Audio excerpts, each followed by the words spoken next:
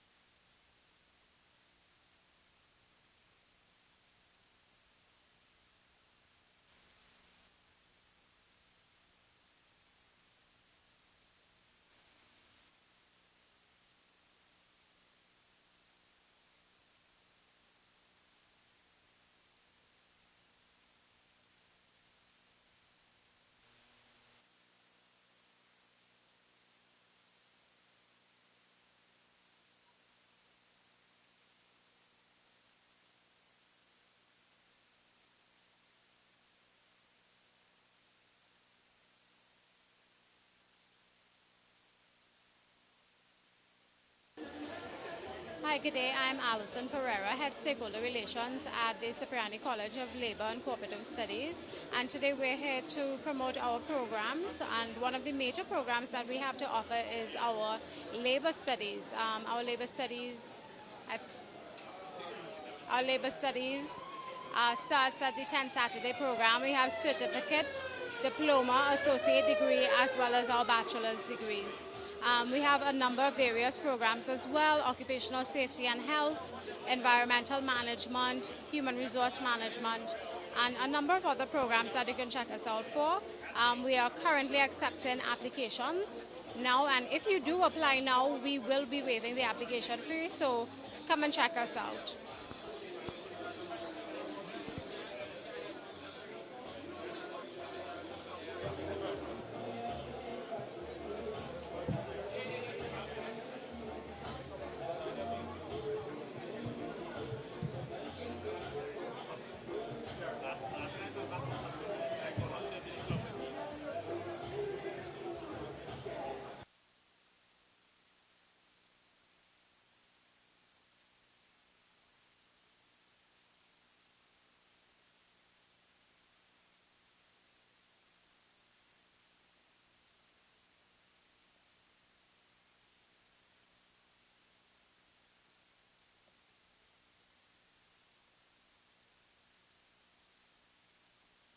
to witness the laying of the wreath at the Monument of the Martyrs outside of the building. Comrades can look over in the veranda at the ceremony. Let me invite the comrades to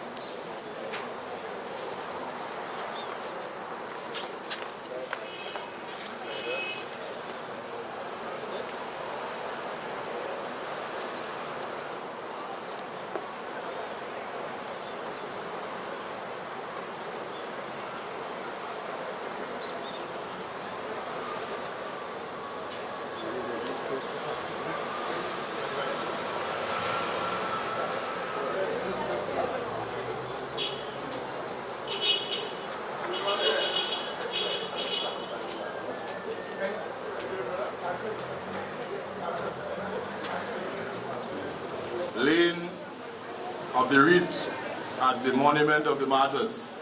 Many soldiers, known and unknown, who died during the struggle of the Oilfield Workers Trade Union and the struggle to save Trinidad and Tobago. And therefore this is a symbolic gesture of the struggles of those who went before us and who created the space that we are in here today.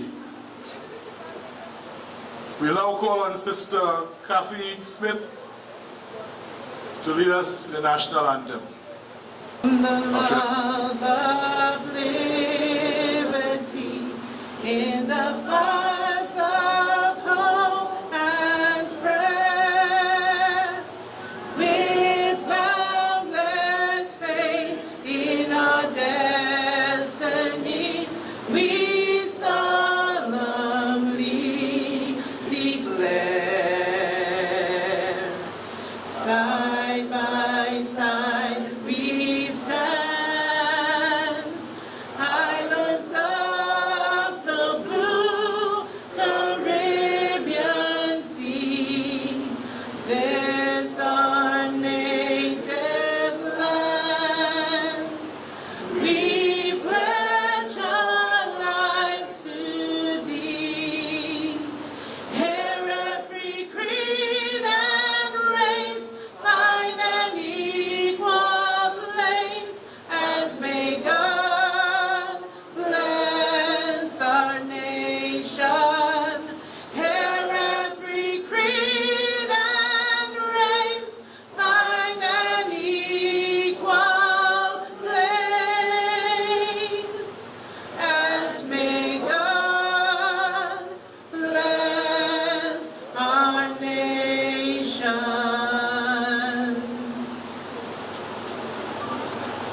Thank you very much.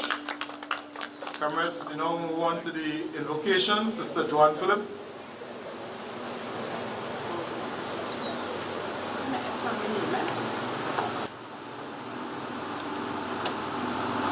Heavenly Father, we come before you this evening with thankful hearts.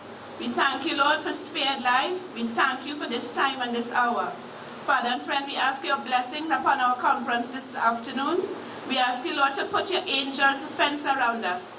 Help us, Lord, to deliberate with your guidance, to speak truth, to speak edifying notes. And Father and friend, this hour, when we leave here, we must all know how our union stands. Father and friend, we ask your blessing upon our President General, Comrade Ansel George Roger. We ask the other executive officers. Father, may you bind them together, never to be broken. Guide, guard, and protect each and every member this hour, Lord God. All our visitors, our guests this afternoon, Lord. We ask you, Lord, that you stay with them. Leave them, neither forsake them this hour, Lord. Father and friend, this organization, Lord, surviving 80 years through your mercy, your tender loving kindness this hour, Lord. Father, we ask you to bless us so that we may see another 80. Father and friend, this hour, all those still on their way, we ask you to grant them traveling mercies for their safe arrival. Father and friend, our homes we left behind, the offspring of our bodies, our families this hour, Lord God. Father, Trinidad and Tobago in a particular manner this hour, Lord Jesus. Our Prime Minister and his executive, our opposition leader and her executive. Father, help them to work in unity, Lord, for the betterment of Trinidad and Tobago. This hour, all these mercies we ask in your most holy name we pray. Amen. Comrades, could you please stay standing while we observe 1 minute silent for all those comrades who were here last year and not here with us, and also recently one of our comrades from the Faizabad Palo Seco branch, Comrade Kobe Mohammed, who passed away. 1 minute silence.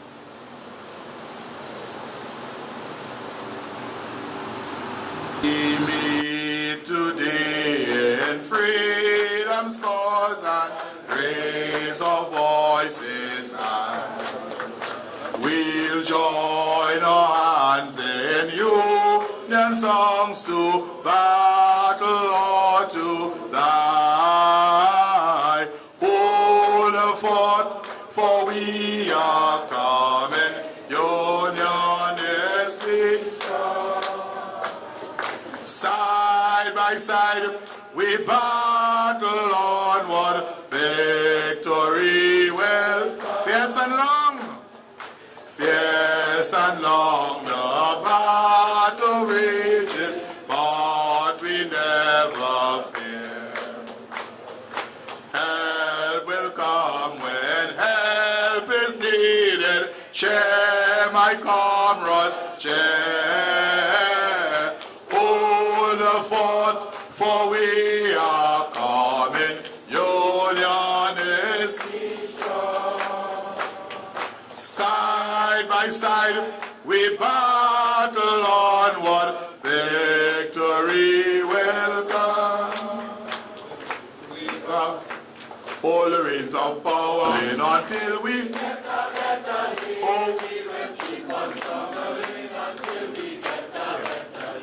we will keep on struggling until we our union makes us strong. Solidarity forever. Solidarity forever. Solidarity forever. Our union makes us strong. Our union makes us strong. Our union makes us strong. Our union makes us strong. Our union makes us strong. Thank you very much, comrades. You may be seated. Comrade Ansel Roger, President General of the Oilfield Workers Trade Union. Comrade Richard Lee, General Secretary of the OWTU, executive colleagues, feature, address, speaker, Comrade Marino Vani, distinguished guests, ladies and gentlemen, comrades all, good afternoon. Today, on this 78th conference of the Oilfield Workers Trade Union in our 80th year of existence,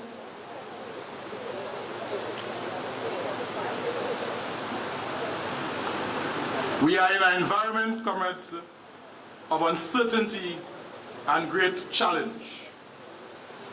The government of the day, the PNM, has signaled its intention to send workers home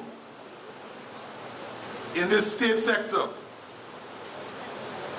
And we have some examples like Caroni Green, TDC, etc. The private sector, following, looking at the government, they are also putting in place systems to send workers on the breadline. The state, in its desperation, is preparing assets, state jewels to sell to make up their budget deficits. Privatization, joint ventures to facilitate party financiers and business interests are being discussed as we speak behind closed doors. Vultures are hovering overhead many valuable state enterprises. The Progressive Trade Union, in anticipation of all that is presently coming down, put forward a proposal to the government to deal with the economic situation that this country is facing. Labor Economic Alternative Plan, LEAP. Nothing has been said by the government based on our detailed presentation on an alternative to retrenchment.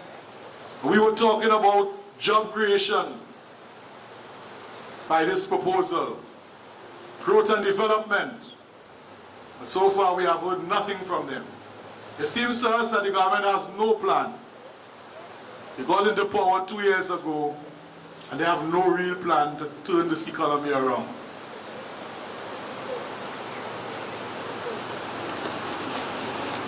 This evening I'll be very short, comrades, short on words, because we have to do some planning. We have to respond to the threat, imminent threat that is before us. And in the next 2 days, this Oilfield Workers Trade Union, we are going to prepare that groundwork, because we have a point, we have to say it before, no worker must be placed on the breadline.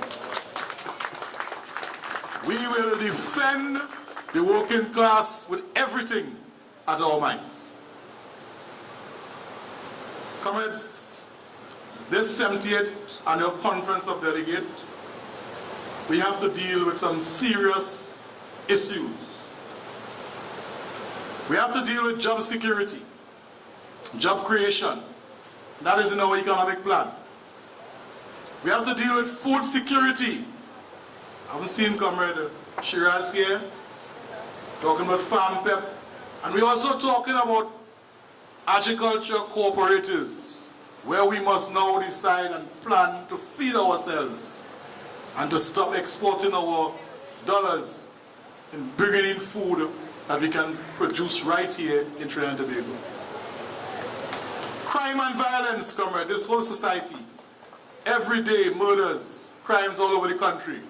And the criminals are smiling because the detection rate is very low. We have to talk about workers' wealth.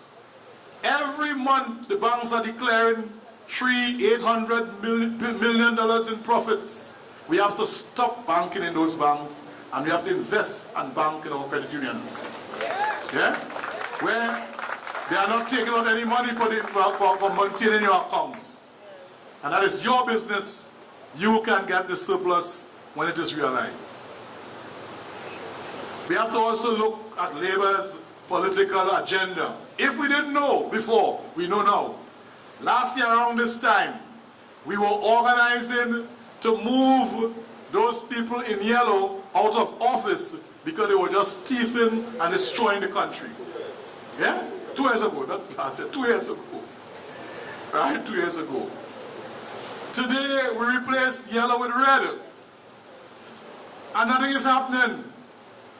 So we now have to prepare the groundwork to take charge of our own affairs and to put in place a Labour government that will look after the interests of Labour.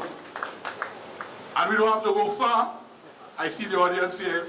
We have the leader of the movement for social justice, right, Comrade David Abdullah. We try everybody and they failed us. It is time to try ourselves. I hear a clap, Comrade.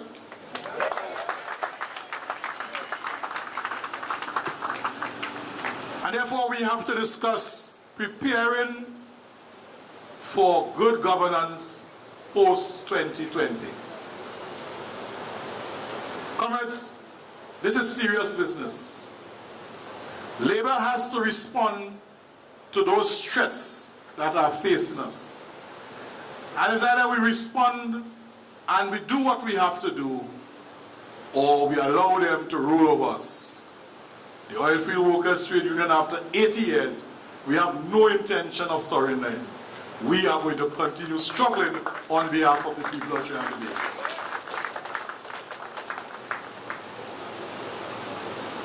Comrades,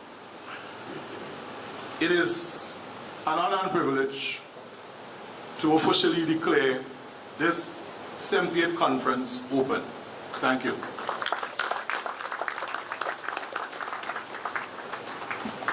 Thanks to some of very, very important comments here with us. In fact, we have with us the Venezuelan ambassador, Coromoto Kodoy.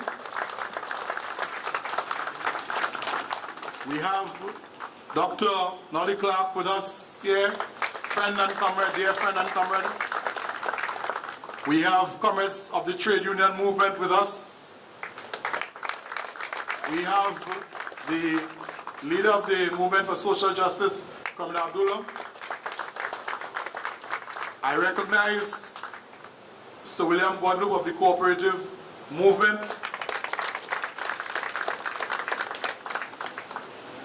Yes.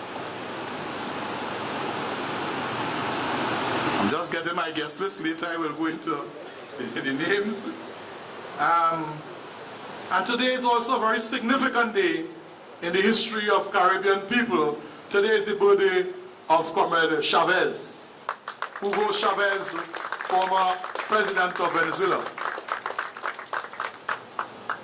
And we certainly call on the inspiration of Comrade Chavez to guide us during this conference over the next 2 days.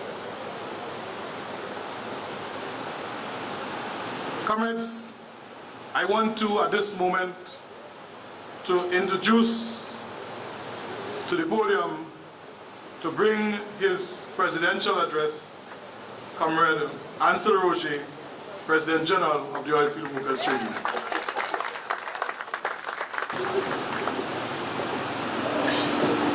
Permit me, Comrade Chairman, before I go any further, to join you in recognition of the birthday of a significant world leader, regional leader, a figure larger than life that would have impacted the lives of so many people throughout Latin America and the Caribbean. I'm talking about the birthday of Hugo Chavez, the former president of the Bolivarian Republic of Venezuela. Permit me to recognize today his birthday. And though he would have passed on, the spirit of Comrade Hugo Chavez continued to live on and on and on, and that they can never kill.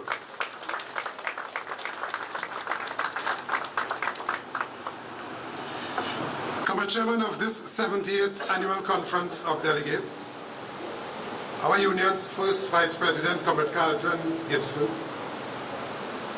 our featured speaker, Comrade Marino Vanni, Industrial's Regional Officer for Latin America and the Caribbean, Her Excellency Coromoto Kodoy, Ambassador of the Bolivarian Republic of Venezuela, political leader of the Movement for Social Justice, Comrade David Abdullah, our friend and comrade, the tireless Comrade Reverend Canon Nolly Clark, elders of the trade union movement here with us this afternoon, and I have to single out two for mention. Comrade Vincent Cabrera, President of the Banking and Insurance General Workers Union, and Comrade Ainsley Matthews, President of the Contractor and General Workers Union. Our comrade, Dr. Wayne Kubla Alsing of the Highway Reroute Movement here with us this afternoon. Other fellow comrades in the leadership of the Joint Trade Union Movement, specially invited guests, our retirees, members of the media, well-wishers, friends, comrades of the Blue Shirt Army, sisters and brothers, all supporters of this noble cause of justice. Good evening. Comrade Chairman, I always start by paying my humble respect to our founding fathers, all the past leaders, the martyrs, our foundation members, and workers generally, all of whom through their sacrifices and significant contribution, dedication and commitment to struggle would have cleared the path and laid the foundation for this militant, independent, progressive, and noble trade union. But this evening, I want to pay even more special respect and homage to them as we celebrate and recognize the remarkable achievement of our union attaining 80 years. Permit me, Comrade Chairman, at this point to request that this 78th Annual Conference of Delegates recognize by acclamation the 80th birthday of this powerful institution called the Oilfields Workers Trade Union. It is often said that a society that has no respect or regard for the invaluable contribution of its elders is like a rudderless ship and is one that is destined by that very action to bring about its own demise. That is why, Comrade Chairman, as the 5th President General of our great union, it is with great pride, honor, privilege, and humility that I feel duty-bound this evening, as I did 5 years ago for the 75th anniversary of our union, to recognize posthumously the very first executive of the OWTU who were elected on the 25th of July 1937. They are some of the most prominent among our founding fathers. The following comrades are the first trustee, Ramratan Madhu and Alexander McNeish. They were the first trustees. The first treasurer, Frederick James Morgan. The first assistant general secretary, Caleb Roach. The first general secretary, E.R. Blades. The first second vice president, John F.F. Rojas. The very first vice president, MacDonald Moses. And the very first president general of the Oilfields Workers Trade Union, and also the All Trinidad and General Workers Union, but the very first President General of the OWTU, none other than Adrian Kohler Rienzi. They, along with many others, have given us and the people of Trinidad and Tobago an institution that lasted 80 years, an institution that has undoubtedly helped shape the political, economic, and social landscape of Trinidad and Tobago. A formidable institution that is well poised to last another 80 years and countless years to come. Their sacrifice, the sacrifice they made then to ensure that workers and the people received their just due, was truly remarkable. And what makes it even more incredible is that these founding fathers and mothers were ordinary workers, including the unemployed men and women and young people. You see, Comrade Chairman, we are not just a trade union that deals strictly with industrial relations matters, collective bargaining, and matters at the industrial court, all of which we are very successful at, and all of which are very significant and important. But notwithstanding the significance and importance of these things, we are also a movement that carries with it the responsibility of creating a Trinidad and Tobago where the hopes, aspiration, dreams, and potential of the ordinary working people can be realized. When the founding fathers created this union some 80 years ago, they created an organization that would represent the Butlerite tradition. Well, I'm happy to report that 80 years later, we have remained consistent, true to our cause, and strictly maintaining our moorings. And today, that tradition is still well and alive. Comrade Chairman, it is important to remind this 78th Annual Conference of Delegates, in this our 80th year of existence, that as workers we can gain nothing without struggle. Let me say that again. as workers, we can gain nothing without struggle. We have to remember that as workers, we belong to a specific class. But, Comrade Chairman, as we make significant economic and social progress for our members, as ordinary workers, we make the mistake, fatal one at that, we make the mistake that we actually begin to believe that we belong to a different class, which class we could never be part of, and which class will ensure that we are never part of them.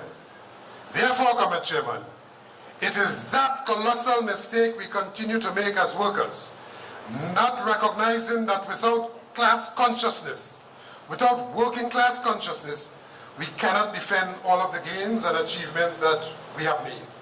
Without class consciousness, we will forever be unable to defend all the sacrifices, and therefore we will not be able to defend all of the battles and the victories that our founding fathers would have laid down their very lives to achieve for us. We have a profound responsibility to understand, first of all, the class to which we belong, and to vigorously defend that class with our very lives. Mr. Chairman, we have always been in an oppressive system of governance, a system of governance that was designed not to protect the working class, not to protect the poor, the oppressed, and the ordinary man and woman in the street.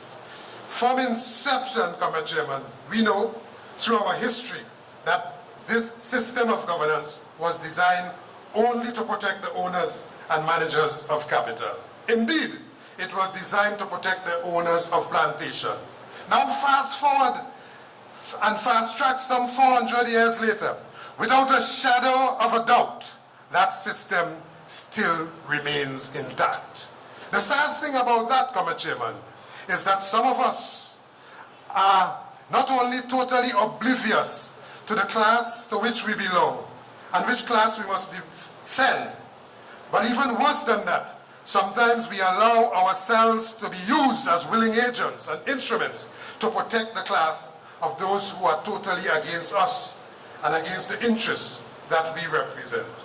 Mr. Chairman, if nothing else, on this 80th anniversary of our union's existence, the one thing we must do is to understand the nature of the battle we are engaged in. We must understand who are our friends and who are our enemies. We must understand really who are our allies and who are our foes. In this regard, permit me to focus some attention on the critical area this evening, this particular critical area.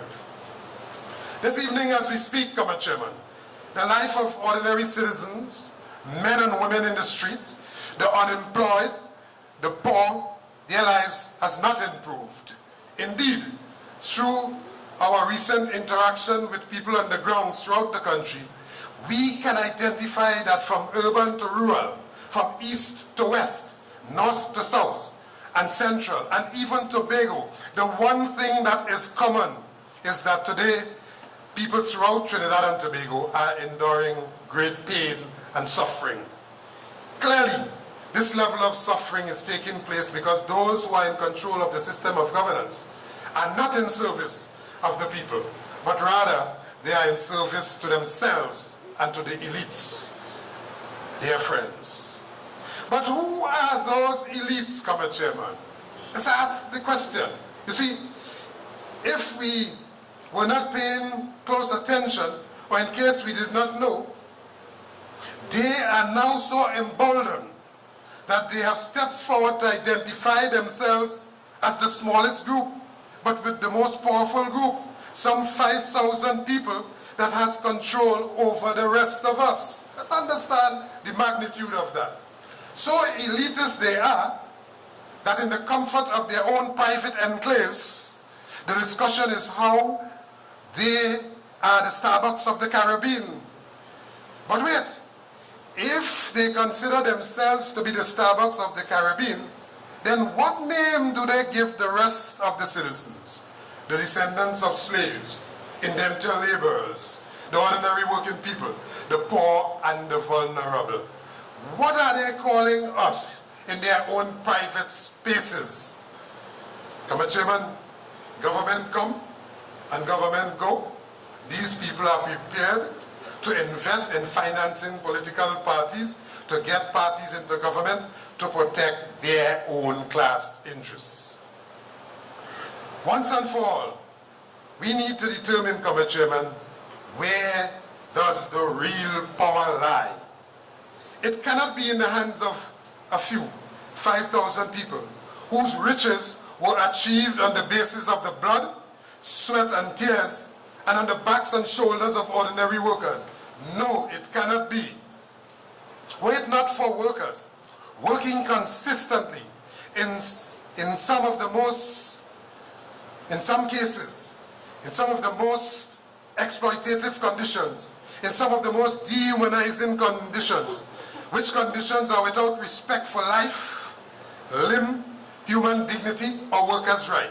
I want to submit this evening, Committee Chairman, that it is us, the workers, who provided the riches and the wealth for these same elites. In other words, were it not for all of us as workers, today these elites could not have been boasting about their wealth. They are boasting about having over some 120 businesses throughout Trinidad and Tobago.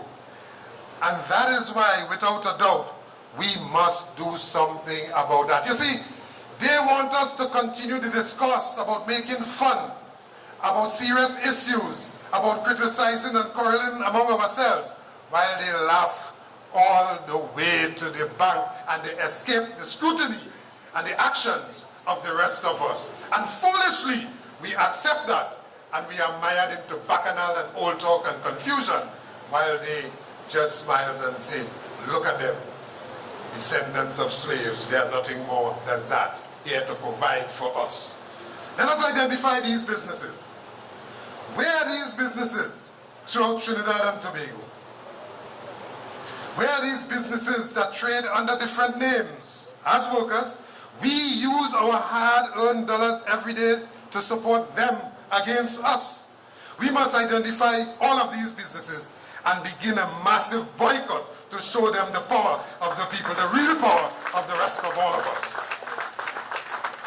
We must take control of this entire system of governance. Indeed, Committee Chairman, what is required now is a total radical overhaul of the system. We need to break down this blasted system and rebuild a new system. A new system that does not serve the elite, but one which serves the ordinary man and woman in the street.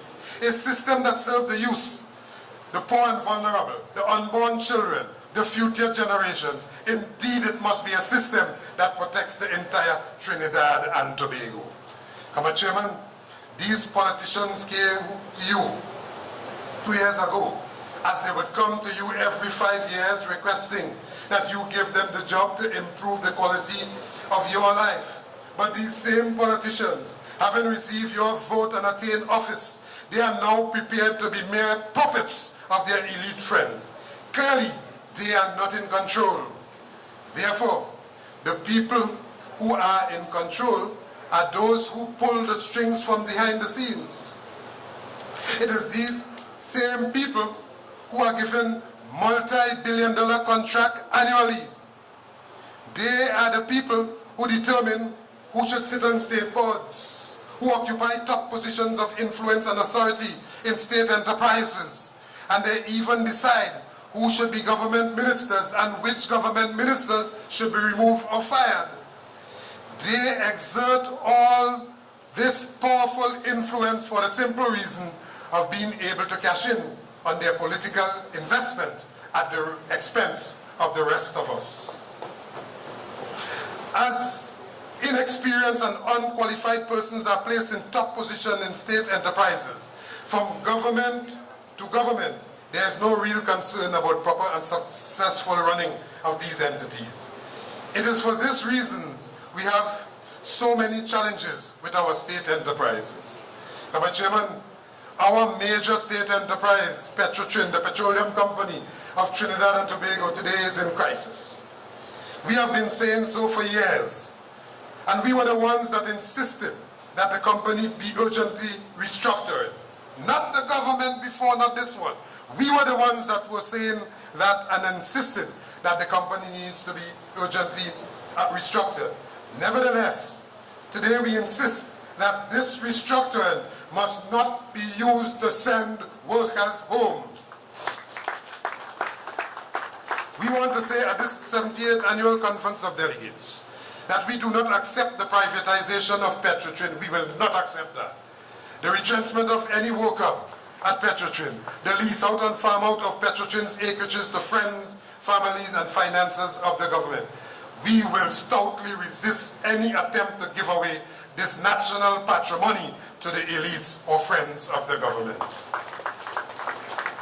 Any form of privatization will simply transfer public interests into the bank accounts of private interests and would certainly deny citizens the opportunity from benefiting from the resource of the land. Recently, we observed Professor Andrew Jupiter, the recently appointed chairman of Petrotrin, that he was hounded out of the chairmanship by the government because he was not prepared to, because he was not prepared to go along with them, but that he was prepared to work with the union in the interest of rebuilding Petrotrin. Despite the initial progress made by beginning to turn around the production, starting the process of cleaning up the corruption in the company, the government was not satisfied that their people was in place, and therefore they hounded the chairman out. And now we are hearing of their choice of chairmanship in name of a person with a proven track record of failure and questionable corrupt dealings with contractors. We await, Comrade Chairman, we await patiently, and we are well prepared to radically resist anybody who is favored and handpicked by this government, but who does not hold Petrotrin and the country's interests at heart. We will deal with that person from the very first day, if they take God out of their thought.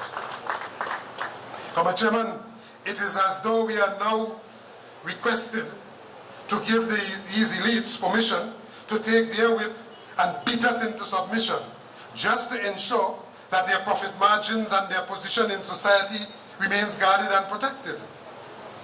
How else do you explain the issue of the Ministry of National Security receiving an allocation every year of some $5 billion? In the last year's budgets, this allocation reached as high as some $7.2 billion, with the major part of that going towards what? Government contracts. These elites are given government contracts to transport accused persons and inmates.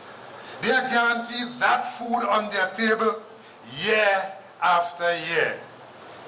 Government come, government go. But as citizens, we continue to feel unsafe and insecure.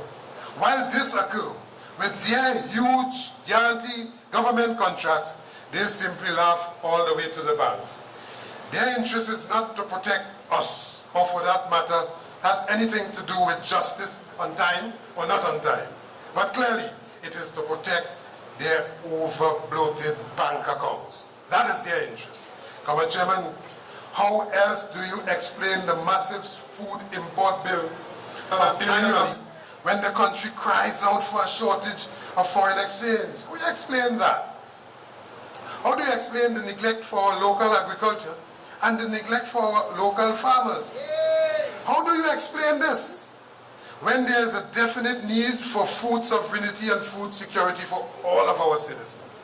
Support for our local farmers will guarantee not only that we would eat more healthy, but that we will save our precious foreign exchange. But unfortunately, from government to government, including this one, Comrade Chairman, this is not the case. No accent, no priority is placed on local agriculture. Comrade Chairman, how else do you explain the scarcity of foreign exchange for the average man and woman in the street? Or for that matter, workers who have to support their children studying abroad? Or workers who, having worked hard for entire year or for years, and now wanting to visit family abroad for holidays and recreation, they are told by the banks that they cannot get even 1 cent of foreign exchange. How do you explain that? How do you explain amidst thousands being denied foreign exchange, that you have a clique of people who continue to be given this foreign exchange to import foreign goods and apply huge markups on these goods, and then we sell it at exorbitant prices to an unsuspecting public. In this same system, while we cannot get foreign exchange, they have no problem in receiving foreign exchange at their leisure. Comrade Chairman, how else do you explain that ordinary citizens cannot get medication, medical supplies or beds in the hospital, whilst others are able to use their wealth to obtain quality health care home and abroad? It is clear that this system of governance is not benefiting the ordinary working people and the poor. In fact, it is only benefiting the elites and the multinationals over the rest of us. Comrade Chairman, recently we were amazed to hear commentary coming from the so-called progressive voices in the society in their response to our call for BP to honor our sovereignty and to honor our local laws relating to health and safety and good industrial relations practices to our citizens. Without apology then and now, we said that if BP could not honor our laws or our sovereignty, they should take their blasted platform and go. But those same voices, the point I wish to make this evening, Comrade Chairman, those same voices who in the past would have stood on the side of nationalism and patriotism against the multinationals, today they were so willing to sell their souls on the altar of so-called economic benefit. For them, without BP, there's no Trinidad and Tobago. And for them, without BP, all the rest of us, the entire country, would starve. And for them, it was like, Massa, Massa, Massa, Massa, look what he said. You disrespect Massa. How dare you disrespect Massa, Comrade Roger? We now would not have no food to eat. Massa would not feed us. You disrespectful person. Genuflect and beg Massa for forgiveness. Well, this 5th President General of this Oilfields Workers Trade Union will never ever apologize for doing the right thing in the interest of Trinidad and Tobago. Regardless of who, PNM or not, we will not apologize for that. We were surprised, Comrade Chairman, surprised, appalled and disappointed to hear comrades like Comrade Rafiq Shah of the 1970 mutiny fame, and the so-called progressive writer Michael Harris, and all of those other so-called progressive and influential people in the society, all of them took the most shallow and backward position defending BP. In the face of what they saw as an economic threat, they were of the view that we must succumb to the wishes and fancies of the multinationals when the multinationals come to our shores. But for us, this position that they had taken has cast a thick cloud of doubt in terms of their level of consciousness. Like some of our past leaders whose levels of consciousness have faded over the years, we are now forced to conclude and wonder aloud that comrades like Comrade Rafiq Shah, progressive writer, so-called progressive writer Michael Harris and the rest of them, we are now forced to wonder aloud if they were ever conscious or true in the first place. But regardless of what they say and how they feel, this 80-year-old OWTU has been consistent in our demand for respect for the independent Republic of Trinidad and Tobago and respect for the sovereignty of our people. We are prepared to defend that independence against anyone coming to our shores without apology. Comrade Chairman, we must always remember from then to now and in the future, these multinationals always come to our shores not because they like us or because they want to help us. They come to our shores seeking their own best interests. And if we are not careful to take position in defense of our country, there will always be another ArcelorMittal, there will always be another OAS. There will always be another BP or Shell. And incidentally, BP who would have left our shores many years ago and returned to seek their own interest this time around again. There will always be another BP, another Shell, and certainly, quite recently, there will always be another flow. If we allow it, all of them will always drain our country of its resources, exploit our citizens, and then, at the drop of our hat, depart from our shores, leaving our people empty-handed. The OWTU has taken the position in the face of what is obviously a weak government and some shallow-minded people who are apologists for the multinationals and the new plantation owners.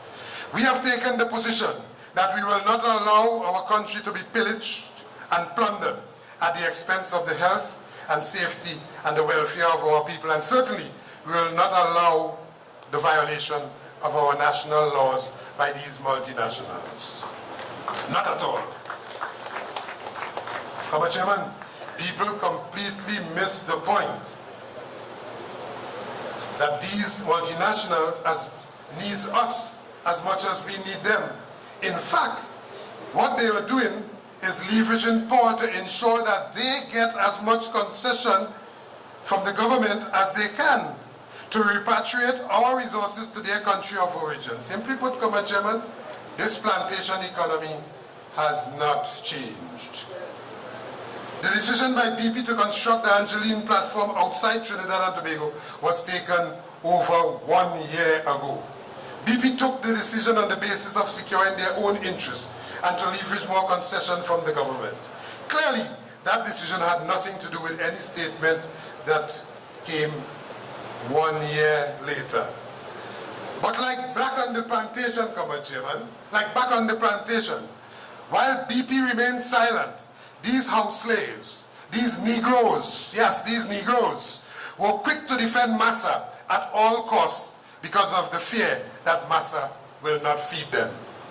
After 55 years of independence, after 41 years of republicanism, and come next week, Tuesday, we will be celebrating 179 years of emancipation. We are yet to emancipate our minds from mental slavery and to extricate ourselves from the post-colonial mentality withdrawal syndrome. You see, while the shackles were removed from our hands and feet, today, unfortunately for some of us, our minds are still tightly shackled. This evening we ask the question, where are those voices from the 70s? We got absolute silence from Kafra Kambon and members of the Emancipation Support Committee, all who would have supported Comrade George Weeks for taking an identical position against the multinational in our country's interests in the 70s. Where are them today? Today, they have all gone soft. Those in the 70s who would have stood for black power, the right to self-determination and patriotism in 2017, they stood silent whilst the uninformed public and the bandwagonists, those Negroes, jump on the bandwagon to defend Massa BP, the multinational. These same multinationals that they were quick to defend continue to benefit, we cannot overemphasize the point, continue to benefit from our natural resources, whilst our local workers are being denied employment.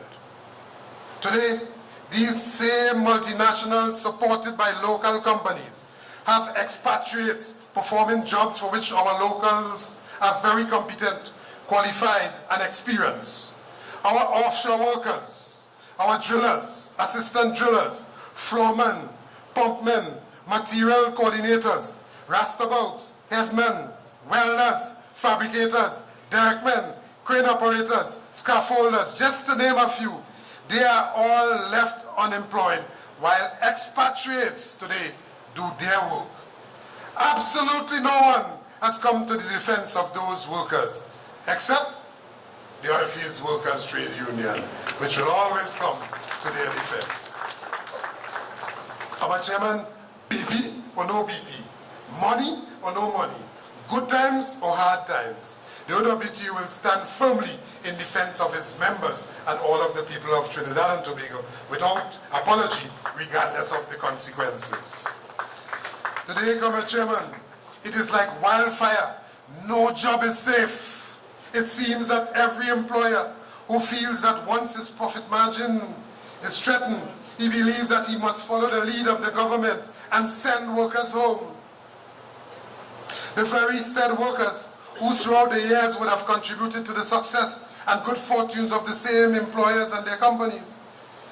Therefore, 2 years after they got the job to govern and to protect the jobs and livelihood and quality of lives of all of the citizens, what we are experiencing now is thousands of persons being placed on the breadline with more to go.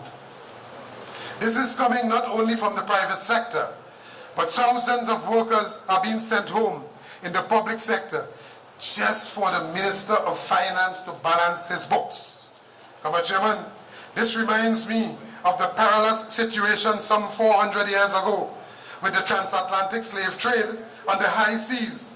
As the waters got choppy and as pirates threatened, those slave traders actually threw their cargo overboard, actually threw human beings overboard just to maintain their steady course at sea, to reach the shores of the West, to trade their human cargo for profits, as they engage in history's most dehumanizing, evil, and barbaric trade ever.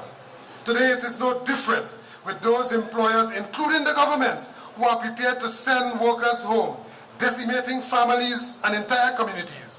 With the blink of an eye, these employers and the government are prepared to send thousands of workers home to maintain their profit margin and the government to balance its books. The situation is no different to some 400 years ago on the high seas.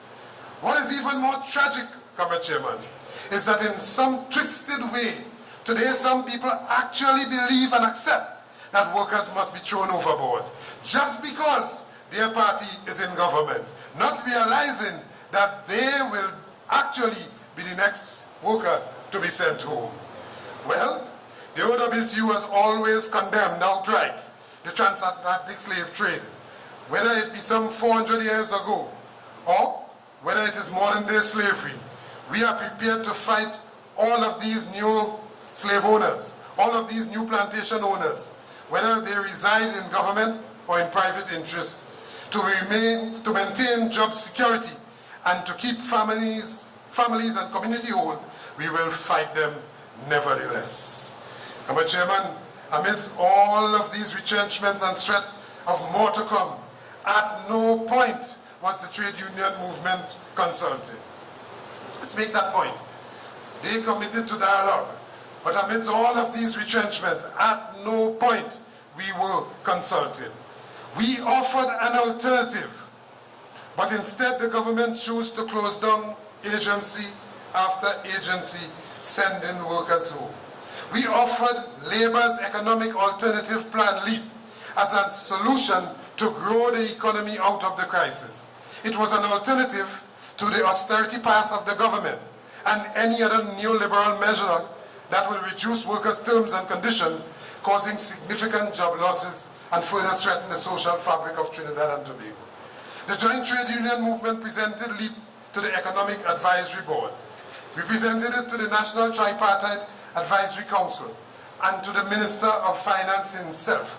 This government simply refused to grasp this opportunity. Instead, their clear preference is to tax their way out of the current situation, increasing taxes across the board. For example, they are so bankrupt of ideas and intoxicated with power that they simply increase the penalty for drunk driving as a measure to increase revenue. According to the Minister of Finance, his light bulb moment is that he can increase his revenue on the assumption that more people will be involved in drunk driving. Clearly, it takes either a madman, a drunk man, or a man very short on ideas to make such an assumption.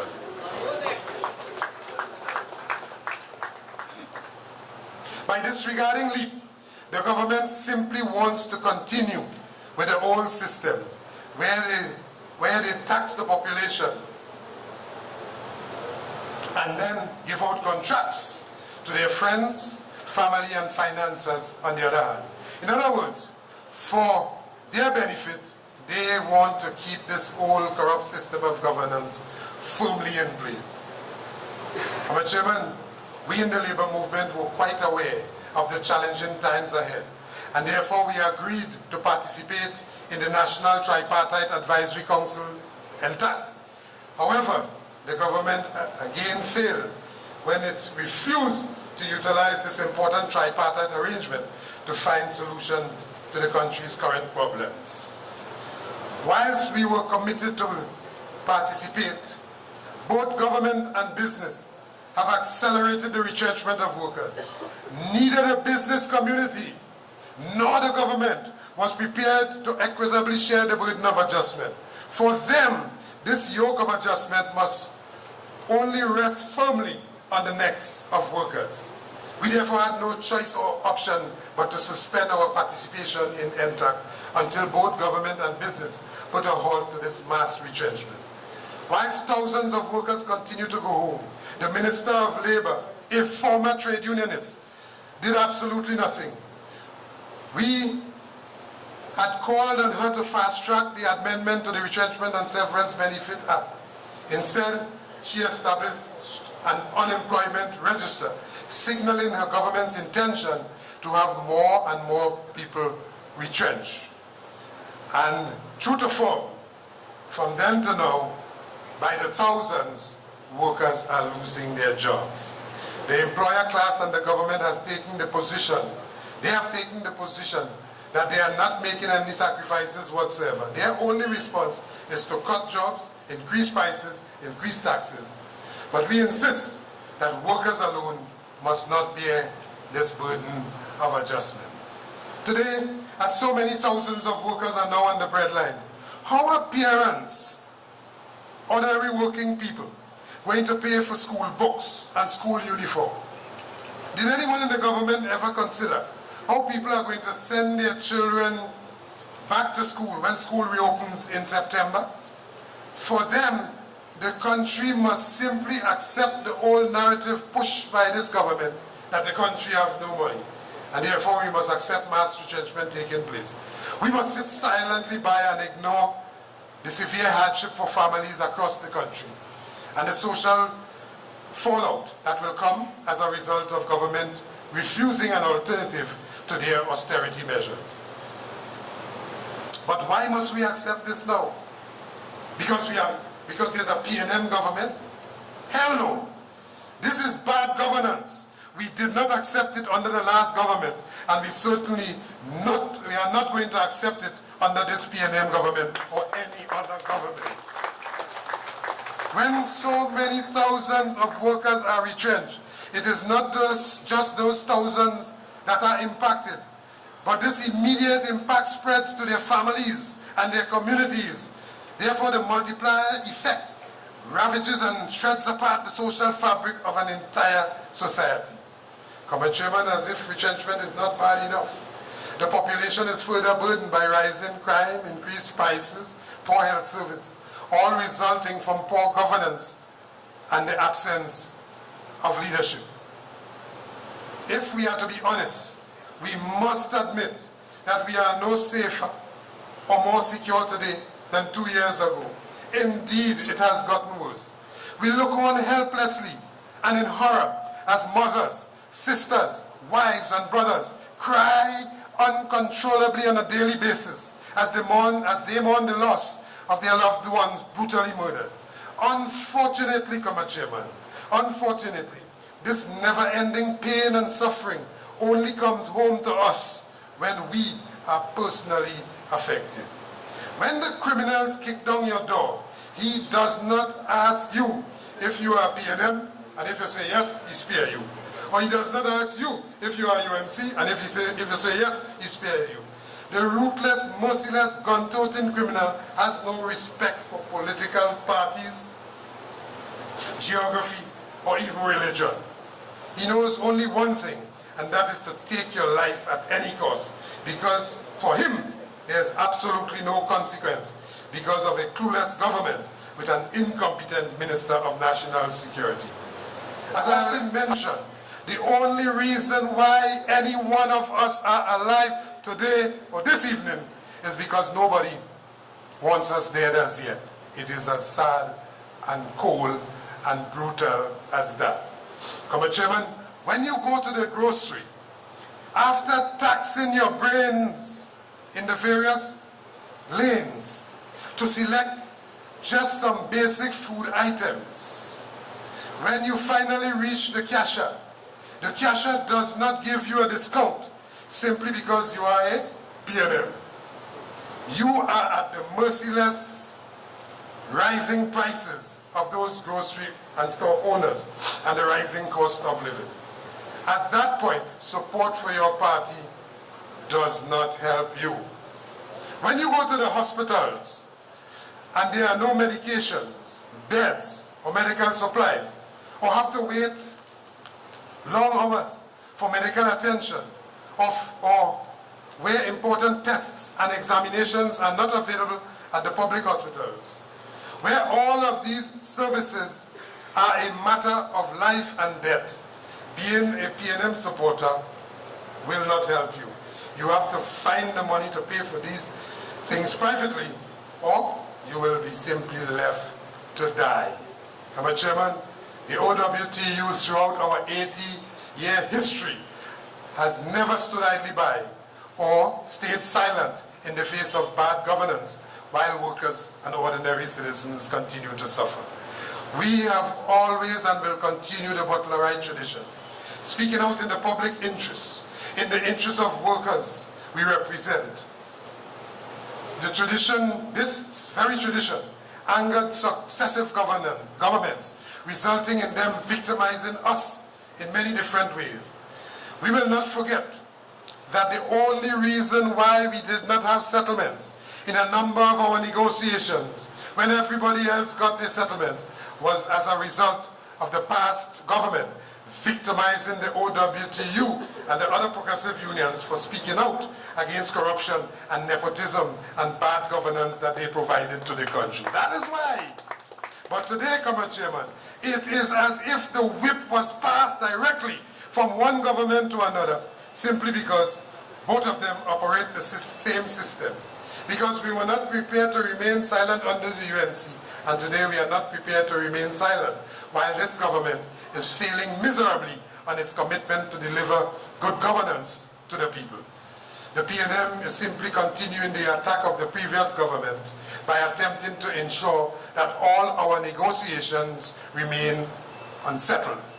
Just imagine, 6 years later, we still have a number of negotiations that remain outstanding. What is even worse, Comrade Chairman, is that in areas where the courts would have pronounced and delivered judgment in favor of the workers and our members, the management of those entities, for example, TNTEC and even TCL, they are prepared to break those agreements and continue to spend huge sums of money in legal costs, thus ensuring that their friends in the legal fraternity make huge sums of money at the expense of those workers receiving their just settlement. Today, on the occasion of the 80th anniversary of the OWTU, we renew our call for the settlement of all these outstanding issues and negotiations at the University of Trinidad and Tobago, at the University of the West Indies, at National Petroleum Marketing Company, NP, and at the Petroleum Company of Trinidad and Tobago. We also call for the immediate full payment of the outstanding cost of living allowance for the NP workers. We also call for the full tranche of the 36%, representing retroactive payment to the TNTEC workers in accordance with the timeline that we agreed to with the TNTEC management. We call for the filling of all vacancies at all of the state enterprises, thus ensuring that they perform at their optimum standard. We continue, Comrade Chairman, we continue to collectively turn the wheels of the economy of Trinidad and Tobago, where everybody benefits, and therefore we insist that We the workers must not be the sacrificial lambs. Today, we now have a disillusioned and disappointed citizenry with hopelessness and despair on the faces and in the minds of our citizens, our young people, including our pensioners, our senior citizens, our retirees, all of whom continue to suffer on a daily basis as a result of the total failure of this system of governance to deliver to the rest of us. But more precisely, Comrade Chairman, because the country is without proper leadership and stewardship, and it now seems to be rudderless. It is as if a massive void is being created. And if this void is not filled with proper and astute leadership at this critical moment, it will be filled with rampant opportunism, the likes of which the country cannot afford, and from which it will never be able to extricate itself anytime soon. Therefore, it falls to us in the trade union movement, it falls to us in the Oilfields Workers Trade Union to take our role and responsibility very seriously. So this 78th Annual Conference of Delegates, after having dealt with the statutory requirements, audited financial reports, budgetary items, all of those requirements with respect to our union's constitution, and all of those requirements with respect to the law, after having dealt with all of that, it is our most sacred, profound responsibility for us to get into the business of how our country is being governed, and in whose interest, and what type of intervention is necessary to take our country out of the morass in which it now finds itself. Mr. Chairman, that is why on Labor Day this year, June 19th, in Faizabad, the entire trade union movement would have made a call for the intervention of every patriotic citizen. At this crucial moment, every citizen that is with the understanding and deserving of a better Trinidad and Tobago, we call on them to join us in this noble cause to march forward for justice for all of the people. We must collectively demand that those who requested the opportunity to govern the country, that they must simply get up now and do the jobs in which they were given in the interest of the rest of all of us. Mr. Chairman, that is why August 4th is so important. This evening, in this formal opening ceremony, on the occasion of our 78th Annual Conference of Delegates, I want to again urge all our members, all our citizens, all our friends and well-wishers to join us in a movement to relinquish control and power from the hands of a few and place it in the hands of the people. As we continue to march for justice, we must be prepared to expect those elites to resist us at all costs. But of this resistance, we must not be deterred or fearful. But we must be prepared to fearlessly and relentlessly respond by any means necessary. The employer class has already begun to intimidate workers against taking action in their own interests. Therefore, we were not surprised that on Wednesday, the 26th of July, that's this week, in the Newsday reported that the ECA is urging workers and unions not to strike. Now, we are not striking it. We are taking action because there are these few elites in the country who are benefiting at the expense of the rest of us.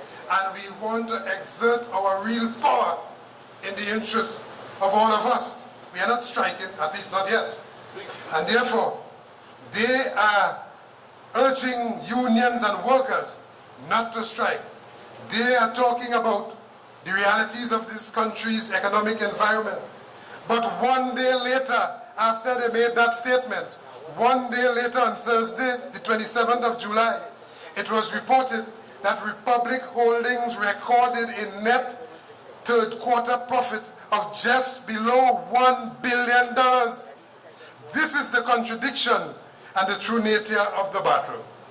We have no choice. Now is the time. Now is the time for us to embrace our own destiny. We have a responsibility to follow religiously the Butlerite tradition and to break out of this outdated system of governance and usher in a new and different type of Trinidad and Tobago for all. It is clear that all attempts at achieving this vision of a just society with the old political order in this old system of governance will not provide the answer.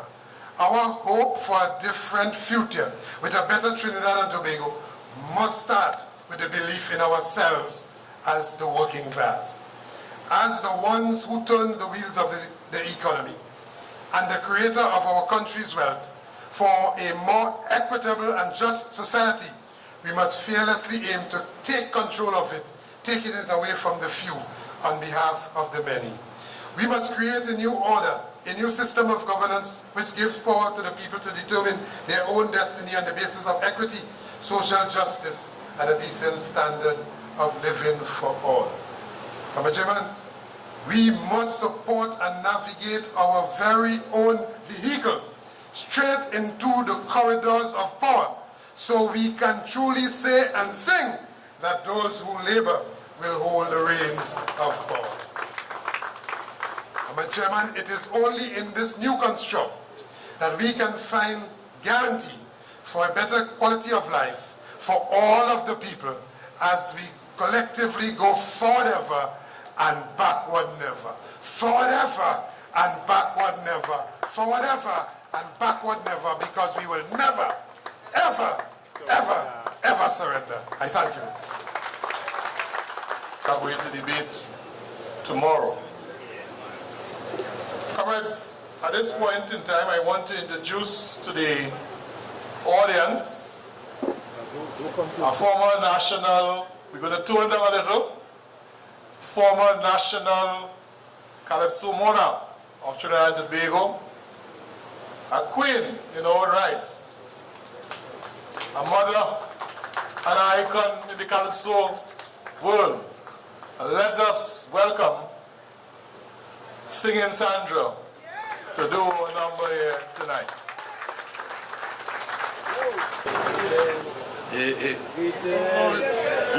Excuse me, please. So I'm going again. Greetings, comrades. Oh, be quiet now. One of blue jersey did it. They feel like, you know, comrade. Don't go there. I love it. Love you all. Happy 80th anniversary again. And happy emancipation to all. To the executive, pleasant evening. To the love of my life, a pleasant evening. I don't get in that. Alright, so do a little thing for you now. So help me sing.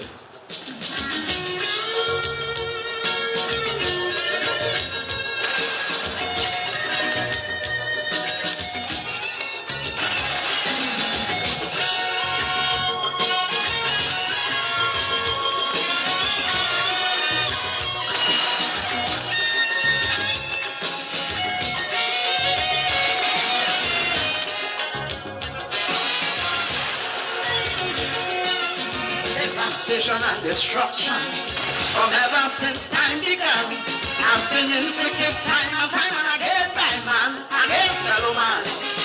The man wouldn't learn from history, it makes him more violent, producing deadly weaponry with nothing but evil intent. So the war could never be over, peace could never be seen, as long as man in his quest for power keep destroying. Hello, human beings. Hello, human beings. I'm telling you, nobody. You're singing with me, right? When you really look at it, nobody wins a war. Because the agony of defeat will linger. Nations still hating one another and superpowers. They're looking for more power. As long as violence and aggression still dwell in the hearts of man, brother, the war will go on. It cannot be won. No, no, no. The war will go on. It cannot be won. Fallout from war is chaos. Plenty agony, plenty pain. Economies left in shambles that may never rise up again.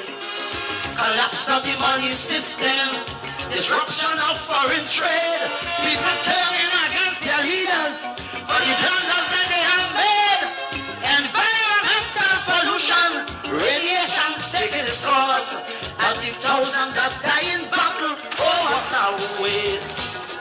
human resource. Of course, I'm telling you, nobody. But when I really think of it, nobody wins a war. The brutal clash of ideologies, carnage and social anarchy, and life reduced to pitiful dimensions. The falling back of progress and growth for entire generation. Sister, it cannot be won. The war will go on. No, no, no. The war will go on. It cannot be won.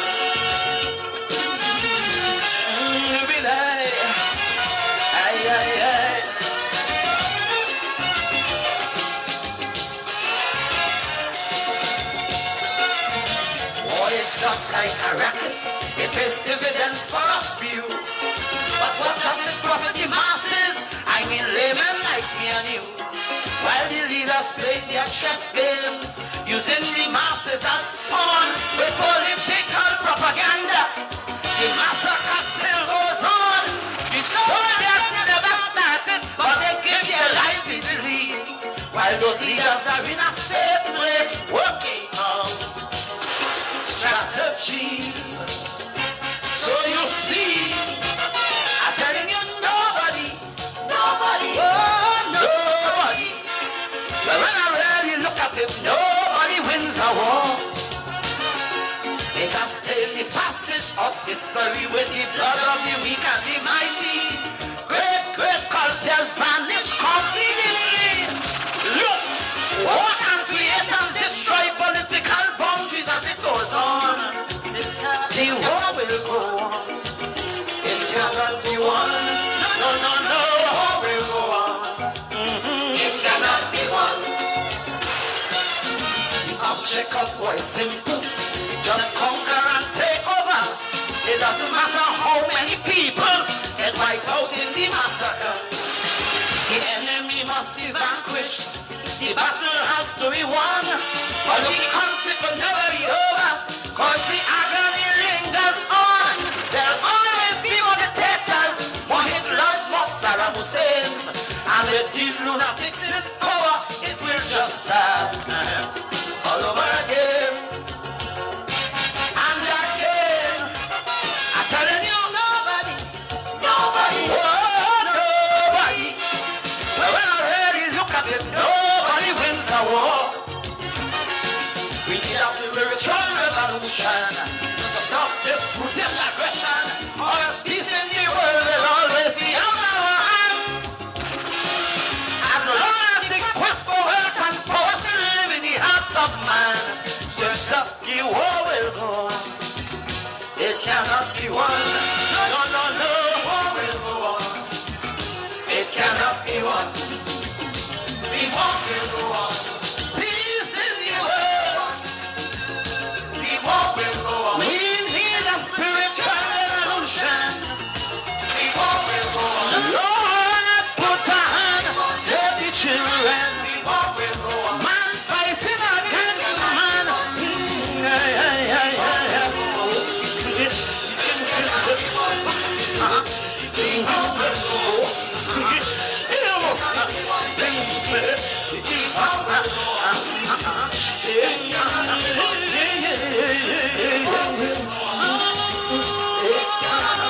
Spiritual revolution.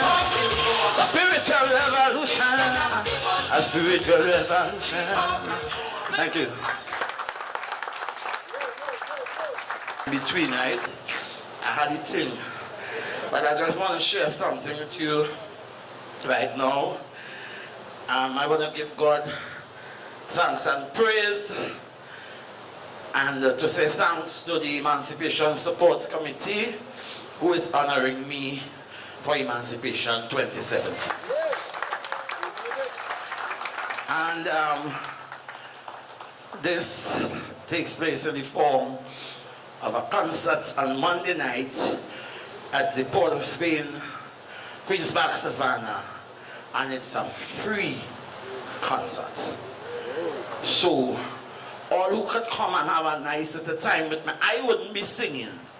I'll be sitting in the audience watching my children and them sing my songs.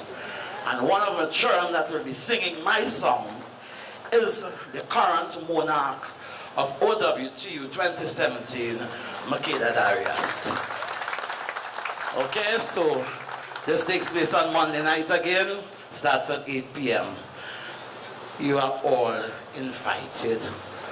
I would love to see you, right? I will be saying, don't pose him, but I ain't nothing. Who's the voice? There's something to get to there. All right, DJ, let me do my thing and go fast. Now, this is our OWTU song. But then, one minute. Let me just share this with you. Somebody called me the day before yesterday and asked me, Sandra, why you don't remix that song? Oh Lord, look. My sister Tigress just came in from North Carolina where she lives for the show on Monday to be a part of it with my sister. Can I have a round of applause tonight? Baby sister, please. Yes, and somebody asked me, you know, we do this song now because I think we need it more now than we did in 1999. You think so? Yeah. All right, so we go work on that. Very good, DJ.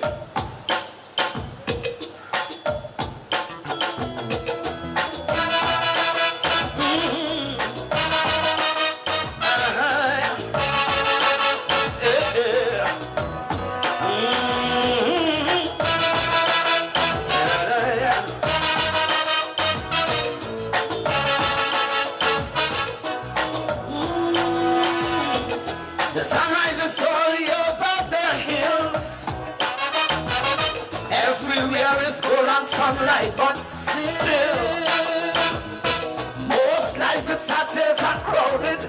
Their days and darkness are shrouded. They don't smile and they never will.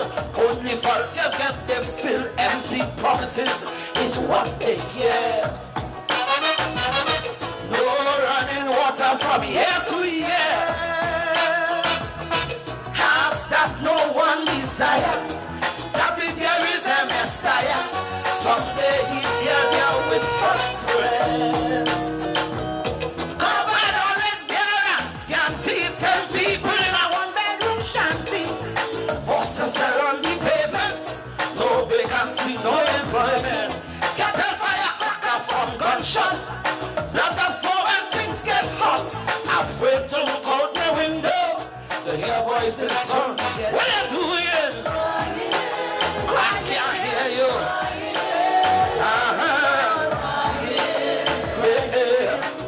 Voices from the ghetto crying. Oh yeah.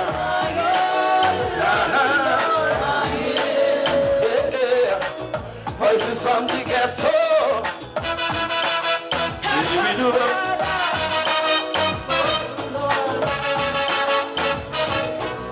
Sad.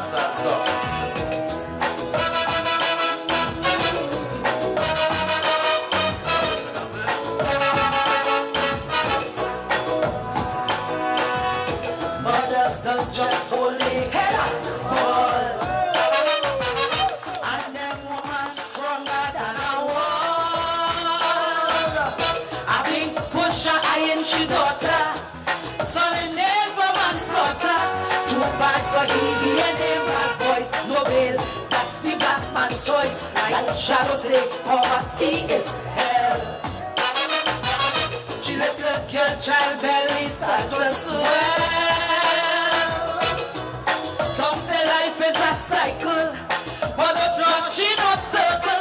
Well, it all end only time will tell.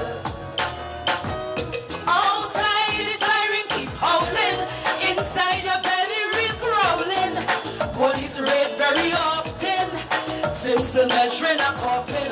One night in bed you're sleeping, next night is awake that you're keeping. So you pray and don't win the lotto, not to hear voices from the ghetto. Crying,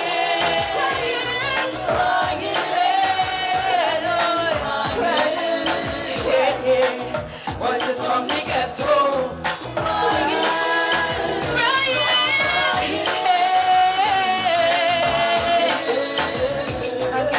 Voices from the ghetto. Come on here. I work hard. forgotten people. Oh yeah, yeah.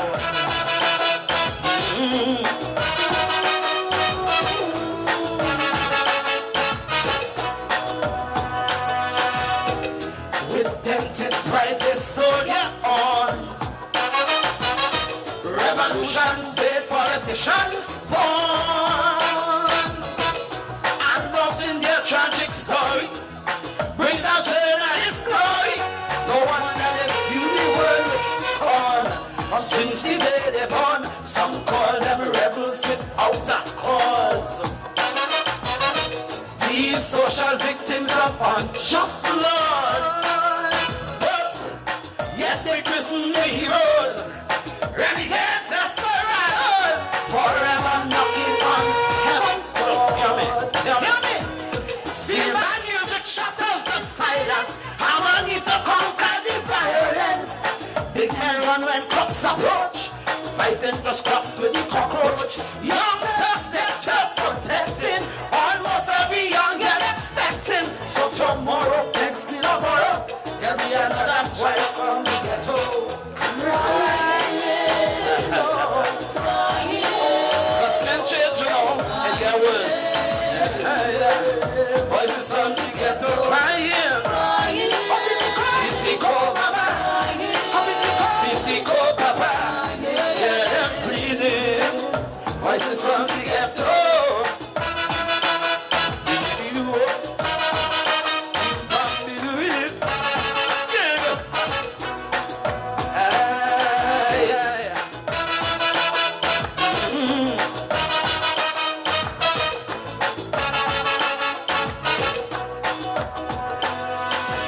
Social amenities, Lord, heaven knows.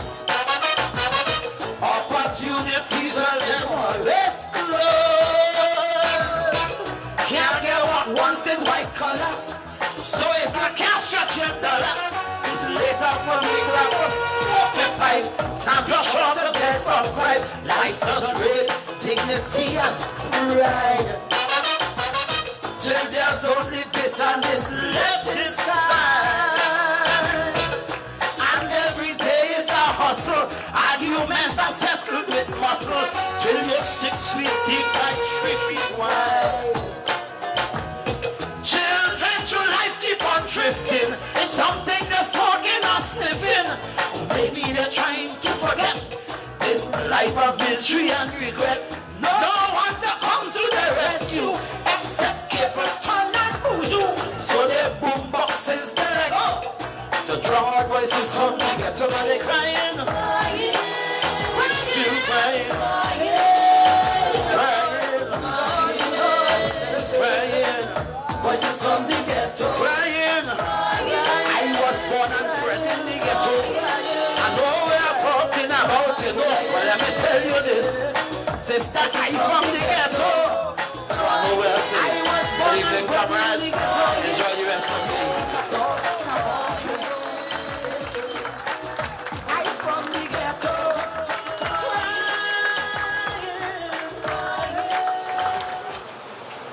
Big soon, big tune.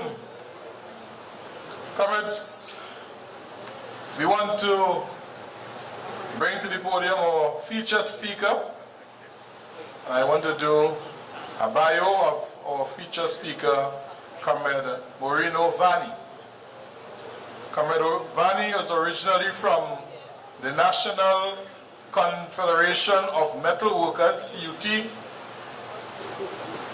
He has been a trade unionist for the past 28 years. From 2008, he worked with the Federation of Metal Workers in Brazil.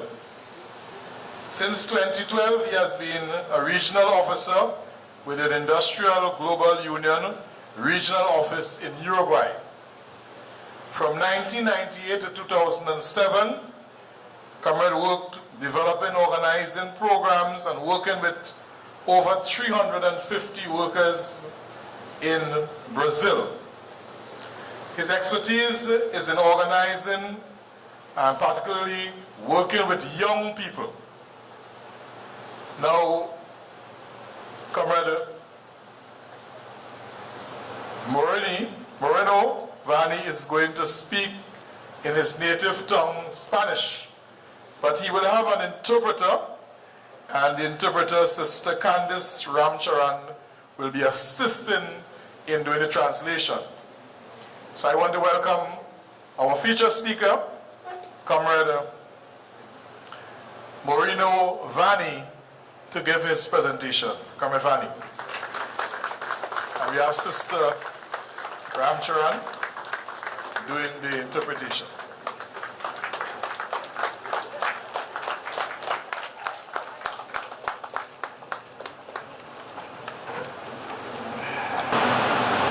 Buenas noches, compañeras y compañeros y camaradas del Sindicato de Petroleros de Trinidad y Tobago.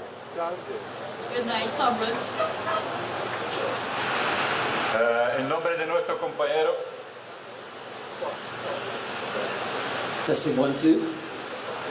Good night, comrades.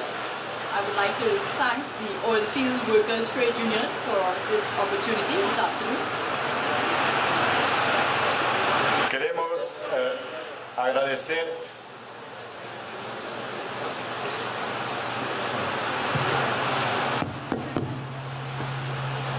One, two. You switch your mics.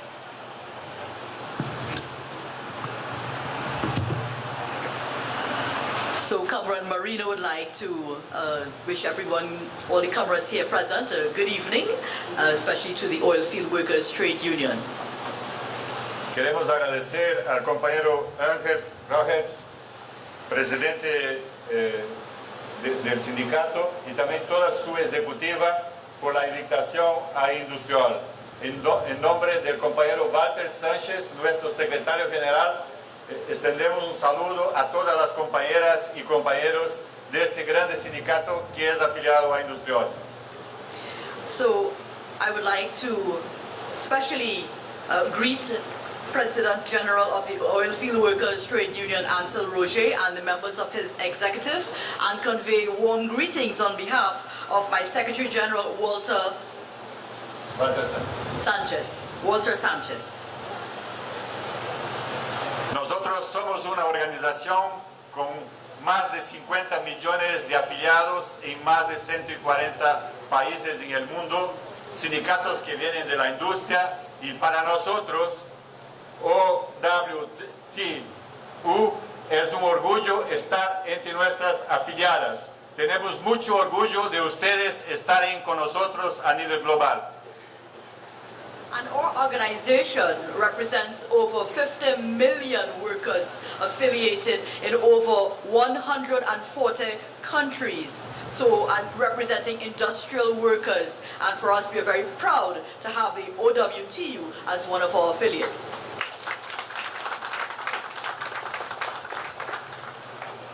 Queremos saludar también la compañera embajadora de Venezuela, compañera Karamoto Godoy. Un gusto estar acá con ustedes y queremos estar solidarios con los trabajadores que luchan en Venezuela por una sociedad más socialista y lamentar a los trabajadores que todavía insisten en defender el capitalismo. And I also take this opportunity to acknowledge and recognize Venezuelan Ambassador Koromoto Godoy, who is with us here, as well as to stand in solidarity with workers in Venezuela who are professing socialism and in defense against capitalism. Estamos con ustedes. So we are standing with you, Ambassador. También queremos saludar todas las compañeras y líderes de otros sindicatos que están acá presentes y felicitar a todos los compañeros y compañeras que construyeron estos 80 años de lucha y de defensa de los trabajadores de Trinidad y Tobago. Felicitaciones a todas ustedes y a todos que lucharon antes de nosotros por construir esta casa y esta trinchera para defender el pueblo de Trinidad y Tobago. Y tengo la certeza que este sindicato ayudó al desarrollo y la humanización de esta sociedad, porque así somos como sindicatos. And as well, I would also like to acknowledge the leaders of all other trade unions with us today and congratulate them, and particularly congratulate the OWTU on its 80 years of struggle defending Trinidad and Tobago workers, as well as the forerunners of the persons here today and who have built this house for the workers and who have stood in defense of the workers and the people of Trinidad and Tobago, because I am sure that because of the OWTU there has been development and humanization of conditions here in Trinidad and Tobago. Sin ustedes, sin los sindicatos, nuestras sociedades serían una barbarie y probablemente estaríamos como esclavos todavía. Los sindicatos son los instrumentos y las organizaciones que más ayudan a desarrollar nuestros países y la humanidad. Felicitaciones por sus 80 años. So again, without you, the trade unions, we would still be subjects, we will still be slaves. And you are responsible, you trade union movement, for the development of countries and humanity as a whole. Congratulations on your 80 years of existence, OWTU. Bueno, ahora me toca hablar sobre alternativas a la austeridad, que es un tema difícil de tratar, pero sí tenemos soluciones, sí tenemos todavía la esperanza de construir un mundo más justo y con menos austeridad. Yes, and at this juncture, I will now go and address the issue before us, which is alternatives to austerity. It is not an easy topic to talk about, but certainly there are solutions and there is hope, because we can together build a more just world for everyone.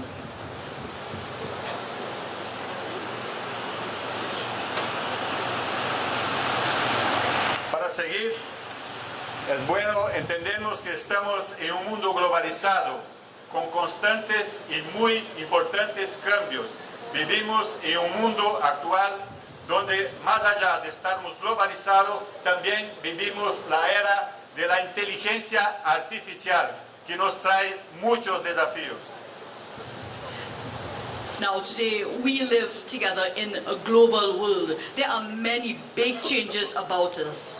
And also, not only this, but we also live in the era of artificial intelligence, which brings a lot of challenges for us.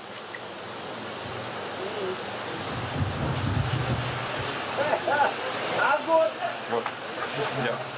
One. Next. Oh, sorry. Okay. Bueno, vivimos en una globalización donde esta globalización nos trae más desigualdades e injusticia. Los ganadores son pocos y los perdedores son millones. We live in a global world which brings about increased inequality and increased injustices, where the winners are few and the losers are many.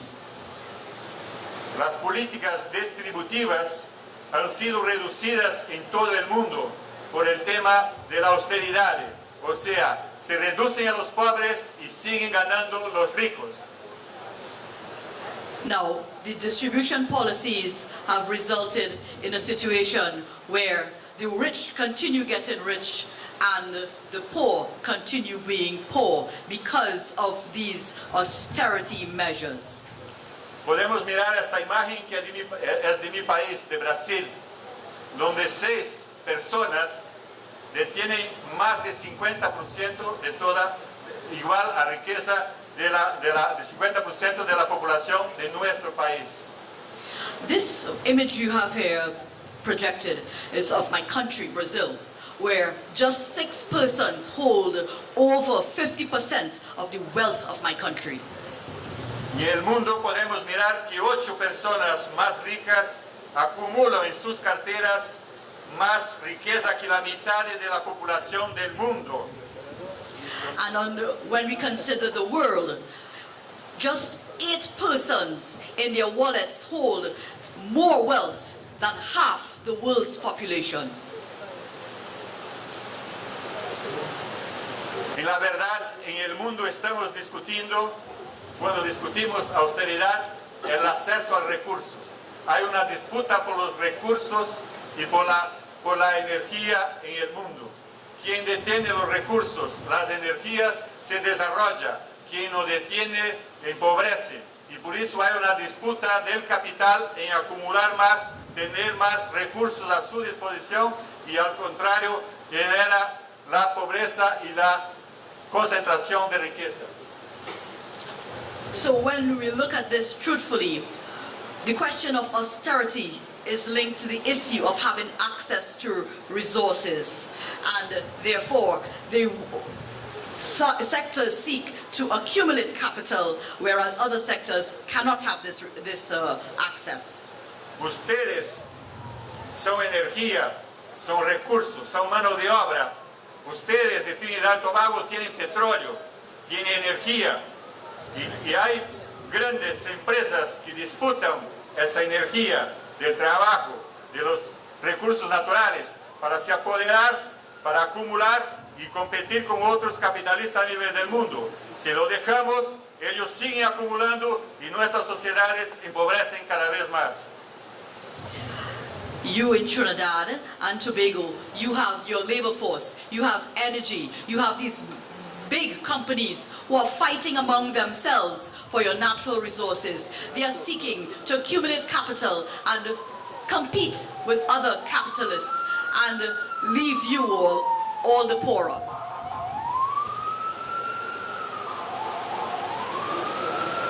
Podemos reducir que la austeridad que están haciendo los gobiernos puede resumirse así: la pobreza para la mayoría y la riqueza para unos pocos, los banqueros, los grandes accionistas y los inversores.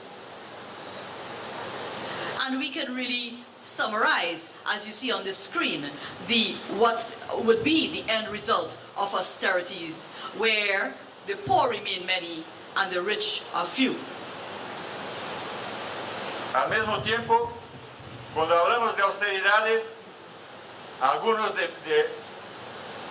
defienden el fin del Estado versus la globalización y al mismo tiempo tenemos un nuevo concepto de la nueva industrialización, de la cuarta revolución industrial que llamamos algunos países de la industria 4.0.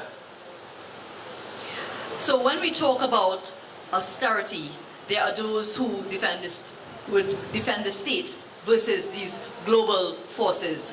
And we also see the rise of a new concept, of a new industrialization, what we call the fourth revolution, Revolution 4.0. En cuanto hablamos del fin del Estado, el fin de las políticas sociales, los países del primer mundo, Japón, Alemania, Estados Unidos, invierten como Estado en políticas industriales. No tiene austeridad para los ricos y para sus grandes empresas seguir invirtiendo y desarrollando para después seguir explotando como capitalismo a nivel mundial. So when we speak of the age of the end of the state and the end of social policies as we know it, we look at these first world countries, Japan, Germany, United States, who as states invest in industrialization and invest for capital exploitation. Alemania, por ejemplo, propone austeridad para Grecia, para Italia, para España, pero ella invierte y va a dominar toda la industria en esta región en los próximos años. En cuanto los demás estados están dejando de construir políticas de Estado, Alemania invierte y va a generar ahí entonces una concentración del Estado alemán perante todas las comunidades alrededor de este país. So when we speak specifically of Germany, which is promoting austerity measures in Greece, in Italy, and in Spain, you still see that Germany has the intention of dominating that region and through state-led policies, while other states forget about state policies. Germany continues to concentrate with these state-led policies. Podemos mirar acá en nuestra América Latina, Venezuela, Brasil. En cuanto nuestro gobierno de izquierda invertía en políticas sociales, desarrollaba Petrobras, una petrolera estatal brasileña, para distribuir esta riqueza a los pobres Eso se acabó, porque la derecha volvió con un golpe y ahora quiere transformar esta petrolera, estos recursos naturales, para transferir para las grandes empresas y no para el pueblo brasileño o de Venezuela, que pasa lo mismo. And now when we turn to the Latin American region and we consider the case of Venezuela and Brazil, and we've seen that the leftist governments have implemented social policies such as the Petrobras, which Petrobras was responsible for distributing wealth and resources among the poor. But now that the right-wing governments are back in power, you see once more that natural resources are now are diverted away from the poor and towards big business. Seguimos. Este es el futuro de la industria. So this is the future of the industry. Vemos pocos trabajadores. What you can see are very few workers. Y eso pasa en todos los sectores. And this is cross-cutting among the sectors. En el sector de petróleo, de energía, educación, servicios, todos está pasando estas transformaciones. And this type of change, this type of transformation is cross-cutting among many sectors, such as the petroleum, the energy, the education, and the service sectors. Las grandes empresas, con esta modernidad, con la industria 4.0, no están llevando sus industrias para el tercer mundo, no están llevando la producción para Asia, para África o para América Latina, están volviendo las empresas de producción con alta tecnología para sus países de origen. Entonces, ¿cómo se quedamos nosotros del tercer mundo, de los países pobres?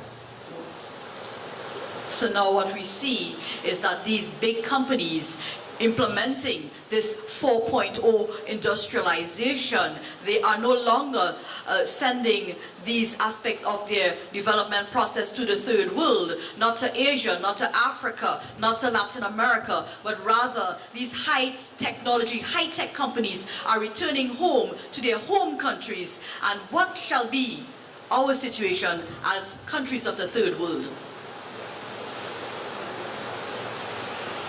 Un dirigente de Alemania, un dirigente sindical de IG Metall, nuestra afiliada, dice lo siguiente, que 65% de los trabajadores de Alemania están preparados, están educados para esta nueva tecnología, porque hay inversión del Estado, no hay austeridad, hay mucha inversión en educación para los trabajadores se adaptar a esta industria.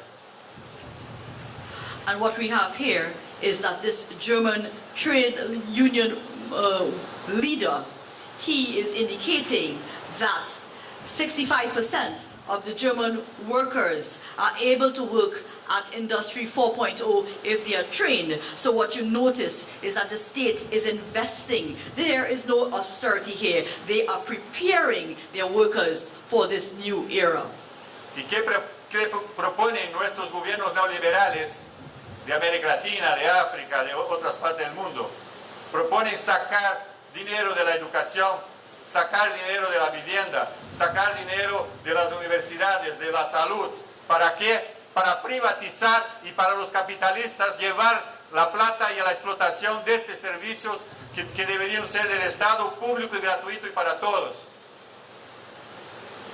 And what are our neoliberal governments in Latin America doing? What they are doing is that they are diverting finances that should go to education, housing, health, universities. They are taking these funds, they are now privatizing institutions in these sectors, and with the idea of promoting capitalism, and these services are no longer free to the public. Si tenemos austeridad y todo este cambio que viene sufriendo el mundo, que va a venir, ¿cómo nosotros, trabajadores, vamos a sobrevivir en este mundo? ¿Cómo vamos a vivir en este mundo sin trabajo y principalmente los países pobres, sin industria, sin puesto de trabajo? Esta es la cuestión. So the question is, when we speak of austerity measures and the changes that are imminent, how are we as workers in the third world, in poor countries, how are we to survive without jobs, without industries in our countries. Bueno, para eso tenemos los sindicatos, para eso nos organizamos, para construir el mundo que queremos, que soñamos. Por eso, en 2016, Industrial define su plan estratégico, sus acciones para enfrentar este mundo que viene por los próximos años.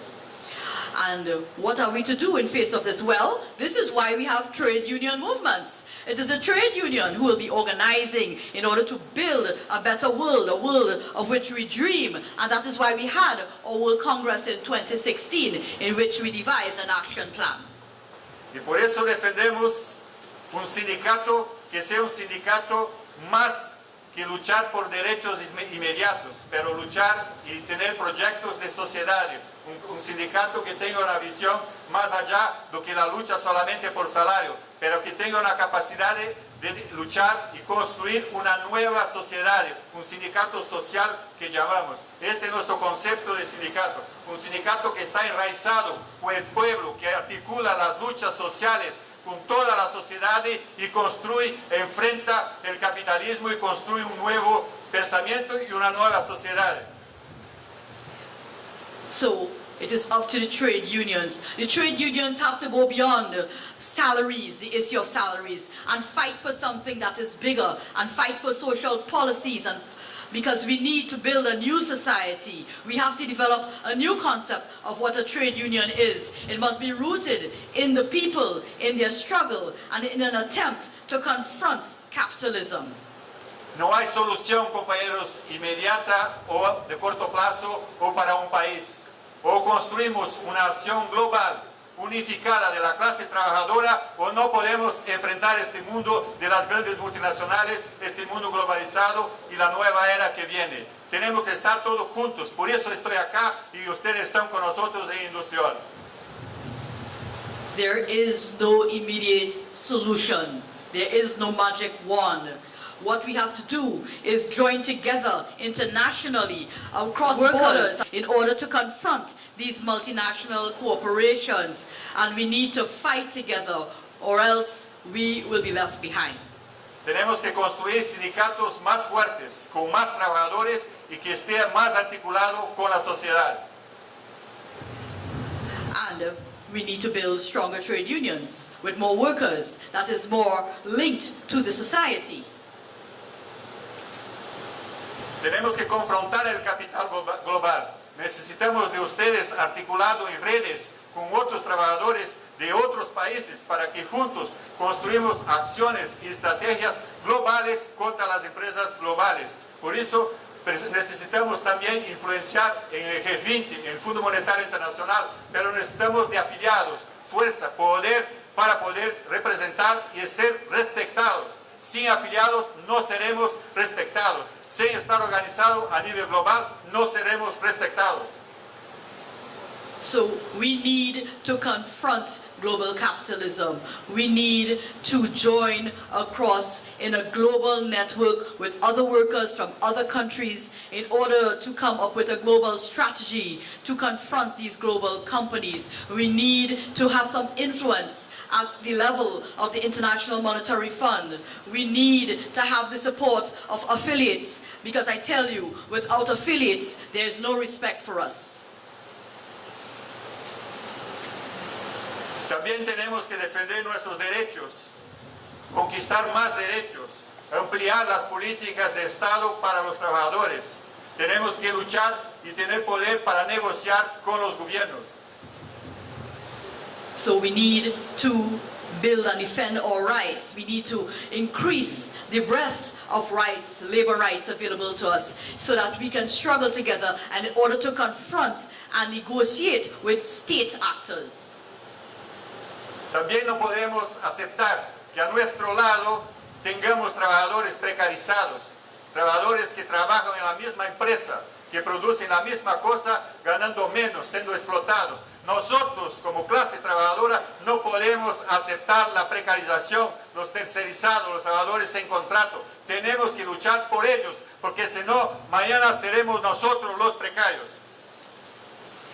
And we cannot just stand idly by and see workers who are doing the same work and earning much less than what we are earning. So this is why we cannot cast a blind eye to those comrades working as in outsourced companies. We need also to stand with them, because today it will be them and tomorrow it can be us.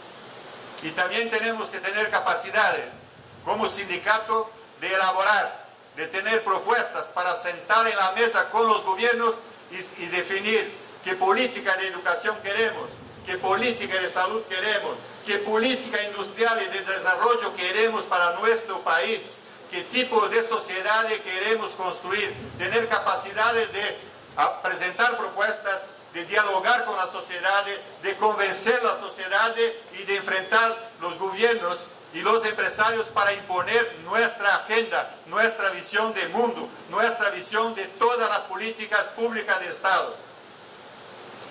And what we have to do is we need to build our capacity. We must be able to have fixed proposals in order to confront governments, in order to confront the companies, in order to dialogue with society. Policies dealing with education, health, industries, development, and society as a whole. We need to have policies that allow us to have an agenda, a vision, so that we can push these ahead. La agenda de la austeridad solo tiene espacio porque nosotros no tenemos fuerza suficiente para enfrentar este debate. Es una agenda neoliberal, no es para el pueblo, es de los ricos contra los pobres, es para aumentar sus capitales. Por eso nosotros tenemos que tener capacidad de construir las políticas públicas y las políticas sociales y no de austeridad. Por eso es importante ustedes, los trabajadores, estar afiliados y empoderar a los trabajadores para negociación y para enfrentar el debate en nuestra sociedad. So when we speak of these austerity policies, we need to remember that the neoliberal policies are not for the poor, they are for the rich. And we have to build our capacity when it comes to policy development in order to empower ourselves to negotiate at the negotiating table. Tenemos que seguir luchando por el contrato colectivo nacional, por un salario mínimo nacional, por una jubilación universal para todas y todos, con garantías y con derechos y salarios decentes para todos. Somos una clase, no podemos vender nuestra mano de obra de forma atomizada, de forma dividida. Tenemos que juntarnos y luchar por nuestros intereses. So we stand as a class. We are not for sale. We have to join forces. We need to have a social contract. We need to have decent salaries. La única forma de enfrentar la precarización es el contrato colectivo nacional. Con eso podemos enfrentar. De forma dividida, queriendo discutir nuestro salario de forma inmediata, nunca vamos a lograr que tengamos una sociedad más igualitaria. Siempre vamos a tener la mayoría pobre y una minoría rica. Es porque nosotros no tenemos fuerza suficiente, porque no hacemos con que nuestra clase todavía entienda que juntos somos más fuertes y podemos. Strength lies in the unity that we need to develop. We need to have a greater force, because if not, there would not be any equality. We need to have a national collective contract. There are no immediate solutions. Bueno, tenemos que también tener bancos públicos del pueblo, para el pueblo, y no bancos privados. Tenemos que tajar las grandes fortunas, tenemos que hacer controles del sistema financiero privado y tener bancos públicos para el desarrollo de nuestras sociedades. Nuestras empresas públicas deben trabajar para el desarrollo del país y no para tercerizar, precarizar o para llevar empleos a otros países. What we need to have public banks that work for the people and not private parties per se. We need to develop control of the financial sector. We need to have all public banks for the purpose of developing our society and developing our people, because jobs are going out of our territories. Tenemos que luchar para que las grandes fortunas, los ricos, paguen más. Y esta es una lucha muy importante. Si no tenemos más trabajo en el futuro, ¿qué haremos con las industrias? Estas industrias tienen que dar garantías que toda la sociedad y la humanidad tenga los derechos mínimos y básicos garantizados. Por eso tenemos que luchar por la tasación de las grandes fortunas, mucho más tasa a las grandes empresas y mucho más tasas a las empresas que no tienen mano de obra, que solamente van a tener tecnología o que no tienen producción en nuestros países. Para entrar tienen que pagar impuestos. Tenemos que hacer este debate. Distribución de riqueza, si no, no hay equidad, no hay descentralización del poder y de la riqueza. Tenemos que definir y luchar por eso. And in our struggle, we need to remember something that is very important.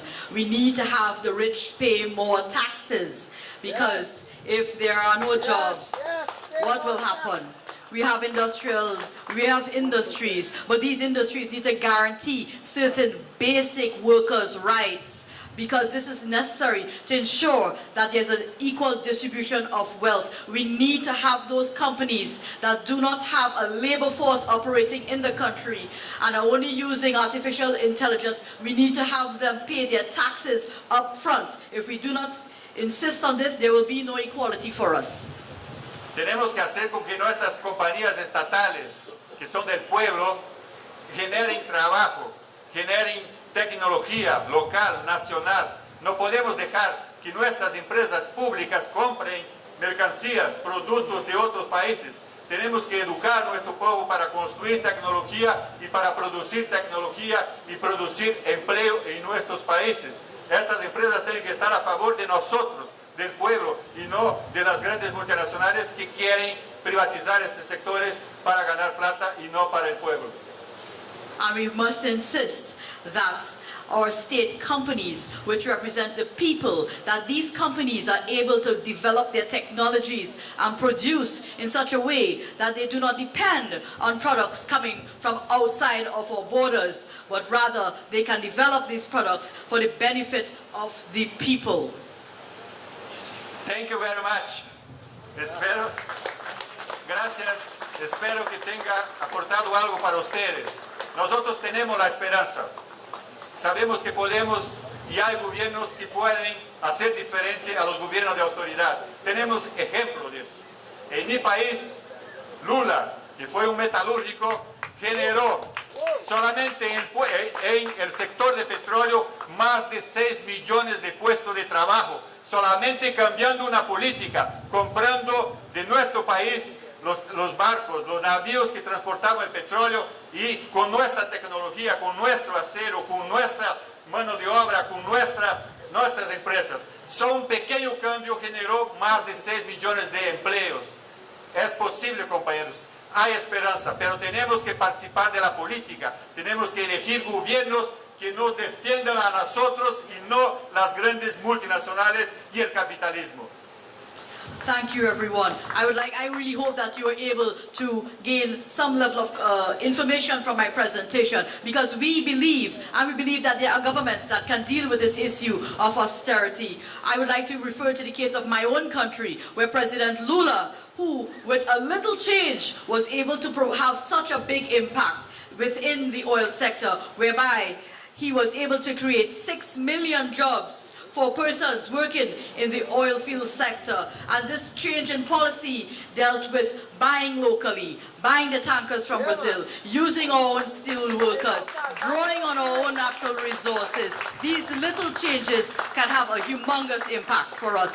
And we need to elect governments that represent us, the people, and not the big companies. Felicito a nuestra afiliada por la lucha que tiene el día 4. Felicitaciones. Deseo que ustedes tengan una grande marcha, que pueda hacer un gran debate con esta sociedad y que imponga la agenda al debate a este país y a este gobierno y a estos empresarios. Felicitaciones y la lucha continúa. Congratulations. I congratulate our affiliate here, and I wish them all the success on their march on the 4th of August. Yes, you have to use this march to impose your agenda on the government and continue strong. Struggle continues. Full speech there. Food for thought, comrades. We need to organize, mobilize, and prepare our own labor agenda. In the next day, we'll be doing that. comments at this point in time, I want to tone it down a little, and I want to introduce another queen. This time I want to introduce the OWTU Labor Day Calypso Monarch for 2017, Makeda Darius.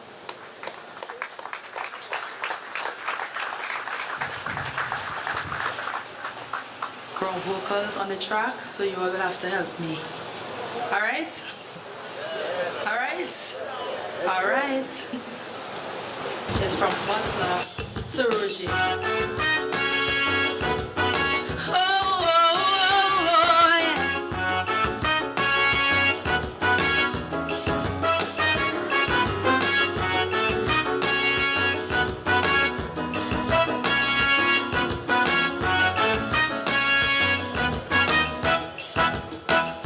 There lived a man standing a cut above the rest. Born at that time of great economic unrest. All the homeboys were out fighting the great war. Didn't matter, they didn't know what they're fighting for. But this black boy proved himself a man. For oil workers he took a stand. Stood up for labor to fight against oppression. Cause he believed those who labor must wholly reign. Sacrifice for workers to get the gain. Give his blood to labor, would keep standing strong. That is why I sing this battle song. Sing it with me, butler, great emancipator, true liberator, bread, peace, and justice for one and all. Butler, the true nation father, it's he who brought me together. 80 years old and the union still standing tall. Oh, oh, oh,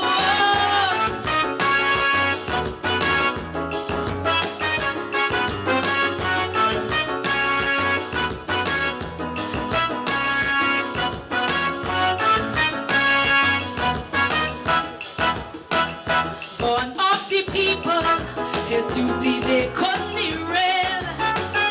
A man for struggle, he even end up in jail. 1937, yes, right here in Fyzabad.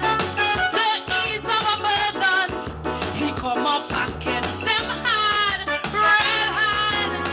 From that day our union was born. Don't a dark cloud give we some horn. Thanks to Roger, the union still standing strong. Cause we believe those who labor must wholly reign. Weeks to Roger, you talk about torture and pain. Now that we turn 80, we must tell them thanks. The men who bring labor among the ranks. But we must start with Butler, great emancipator. It's he who walked through the fire, bread, peace, and justice for one and all. And now we're walking with Roger, a patriot, a fighter, fighting to make we life brighter. 80 years old and the union still standing tall. And we say thanks.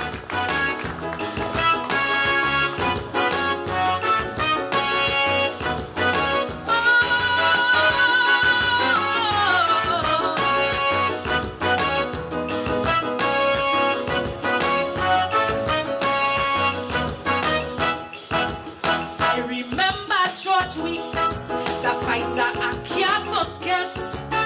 For justice he seek, for all oil workers he sweat. Then Errol McLeod, he took the baton from he.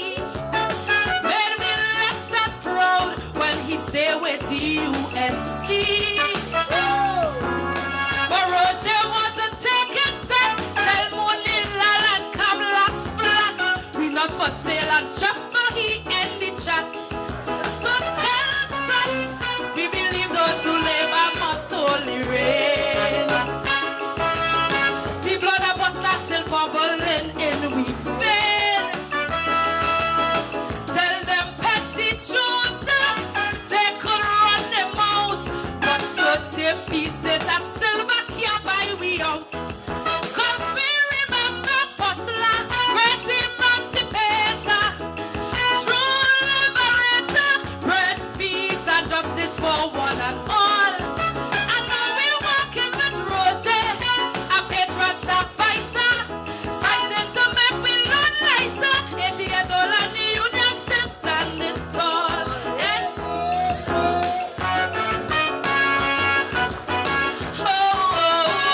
oh, oh.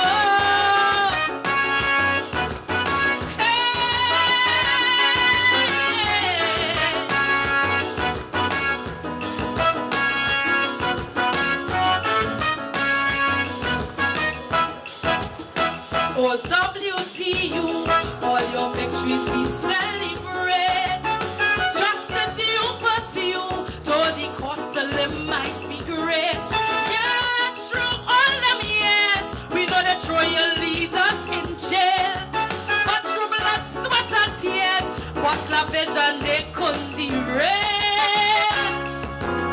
So on them boy with gun in hand, we will not budge so change their plan.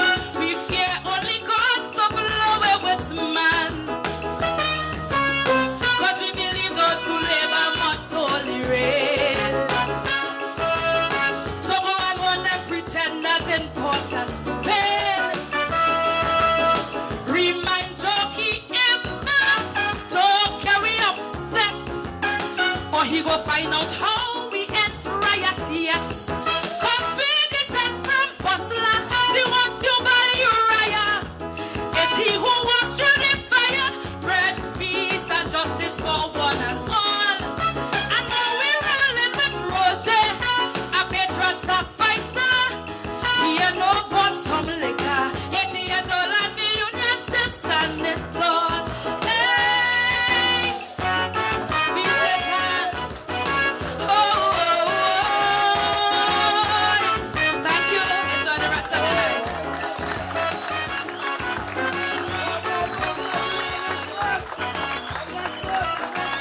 Look at that. Comments at this point in time, and that is a product of Singing Sandra. Yes? Queen Makila Darius. So the future of Calypso is in good hands. Yes, Calypso is in good hands. Calypso is not dying at all. At this point in time, comments, I want to call on the President General making the presentation. President General, to make a presentation to our featured speaker, Comrade Moreno Vani.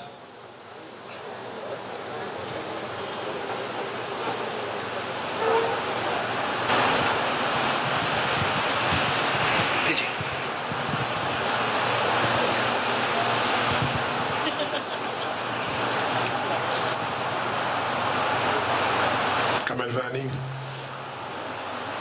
first of all, we want to thank you for that inspiring message of the alternative to austerity. We take that very seriously, and we certainly are going to be deliberating among those many ideas you presented us here this afternoon. So we want to thank you for that. Thank you for you. We also want to, on the occasion of our 80th anniversary, present you with a small token of appreciation of our union's annual conference bag and jersey and other items relating to our union, signifying our union's 80 years of struggle and our preparedness to struggle for another 80 years and beyond.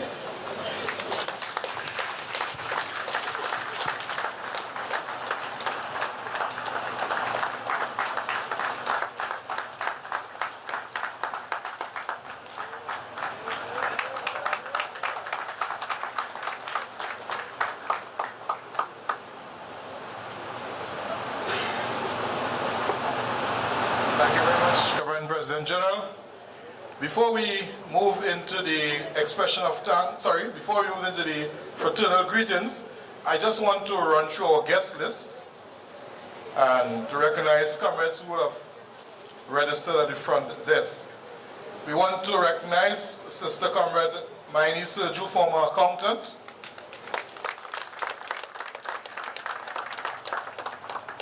Also Comrade Gaston Bernier, Comrade Candice Ramsaran, and Comrade Arnold Henry.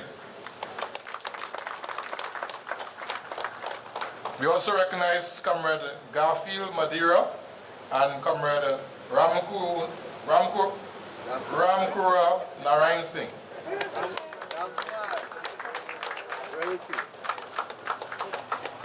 We also recognize from the Banking, Insurance and General Workers Union our dear friend and comrades, Comrade Vincent Cabrera and Comrade Trevor Johnson.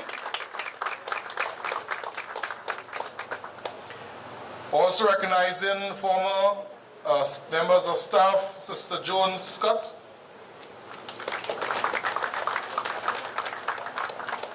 We also recognize from the Transport and Industrial Workers Union, Comrade Charmaine Smith and Comrade Chevron Smith.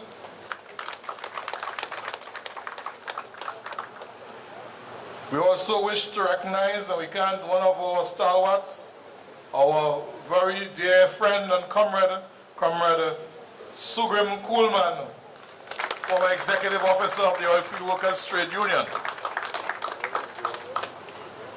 Also want to recognize former Comrade President of the Point-of-Pierre branch, Comrade Stephen Tang, is here with us.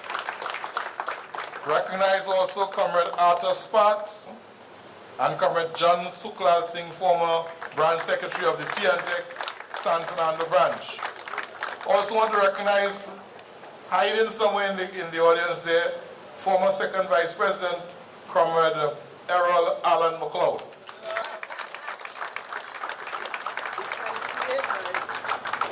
We also want to recognize former executive officer, Comrade Harrison Thompson,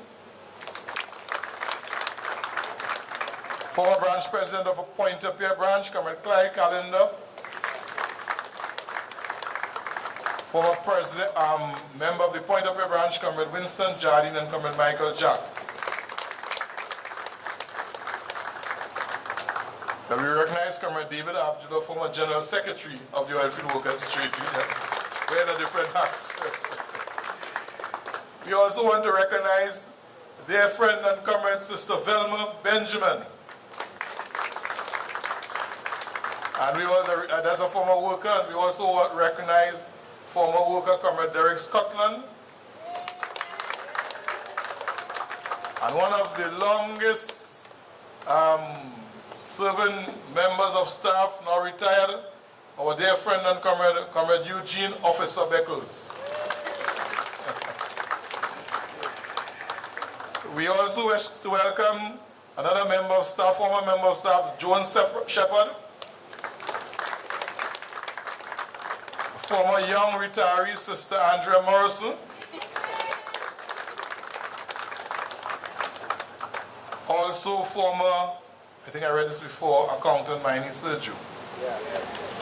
We wish to also recognize a stalwart, a former rebel chairman in the person of Comrade Clarence Greenwich, comrade who has served the union, very strong, powerful comrade in the old rebel days. We also wish to recognize Sister Marva Foster, former retired member of staff, and her twin sister, Sister Lystra Thomas, former member of staff. We also recognize from the credit union movement, Comrade William Guadalupe, treasurer of the Antilles Credit Union. And also, we also want to recognize a fighter, comrade who recent flood, people in Pinal was calling for Comrade Wayne Kubla Singh to help them with their drainage problem. And Comrade Kubla Singh is well-known highway reroute movement. And all his predictions came to pass with that flood recently. We also wish to recognize that we did that already, Canon Nolly Clark, our dear friend and comrade. Excellency, we also recognize Excellency Sinoria Karu Moto Kodori. We Also wish to recognize Comrade Vernon Jack, Tiantec retiree, Comrade Arnold Henry, and Comrade John Suklal Singh. And that, I think, is what I have. Thank you very much. At this point in time, comrades, I wish to open the floor for members of the movement to bring fraternal greetings and expressions of solidarity. The floor is open for comrades to bring their greetings at this point in time. Good evening to all. Hermano y camarada Ansel Roger, presidente general del Sindicato de los Trabajadores Petroleros de Trinidad y Tobago, Richard Lee, secretario general, camarada Ozzy Warwick, todos los miembros de la directiva de este hermano sindicato, representantes de la fuerza laboral de Trinidad y Tobago, representantes de otros sindicatos, hermanos representantes del sector bancario, tantos otros sindicatos hoy presentes aquí. Buenas noches. Good evening, everyone. Comrade Ansel Roger, President General of the Oil Field Workers Trade Union, Richard Lee, General Secretary of the OWTU, all other members of the executive of the OWTU, all the trade unions present here this evening, both from Trinidad and Tobago and beyond, the bankers sector, we salute you and we wish good afternoon to all trade unions, brothers and sisters.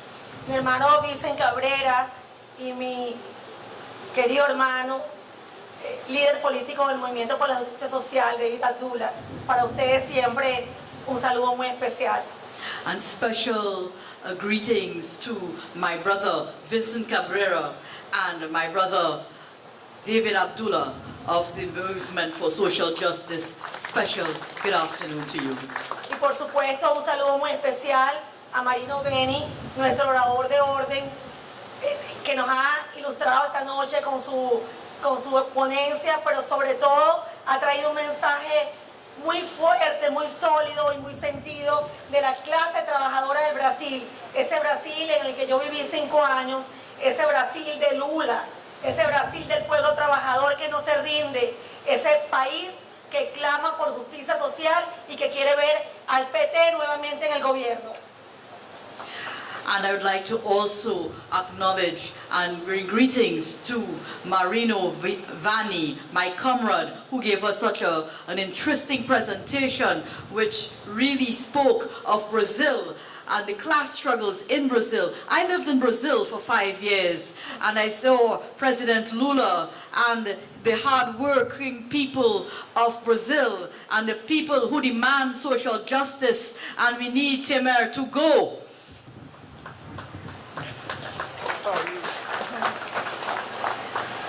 Como todos ustedes saben, Venezuela y Trinidad y Tobago tienen un destino común como país petrolero. As you well know, Venezuela and Trinidad and Tobago share the same fate as petroleum-producing countries. Pues en la cuenca caribeña oriental y la plataforma del Tana que baña el Orinoco se encuentra concentrada una de las más grandes riquezas petroleras y gasíferas del mundo.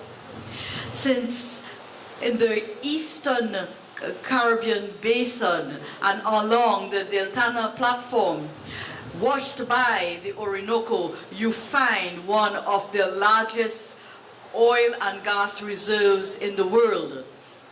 En este sentido, el rol que juegan los trabajadores petroleros para nuestros países es fundamental, no solo porque contribuyen determinadamente con la actividad económica de la nación, generando riqueza y bienestar, sino que propician con su empeño y trabajo diario la estabilidad y la fortaleza que nuestros países requieren para avanzar en el camino del desarrollo equitativo e incluyente para nuestros nacionales.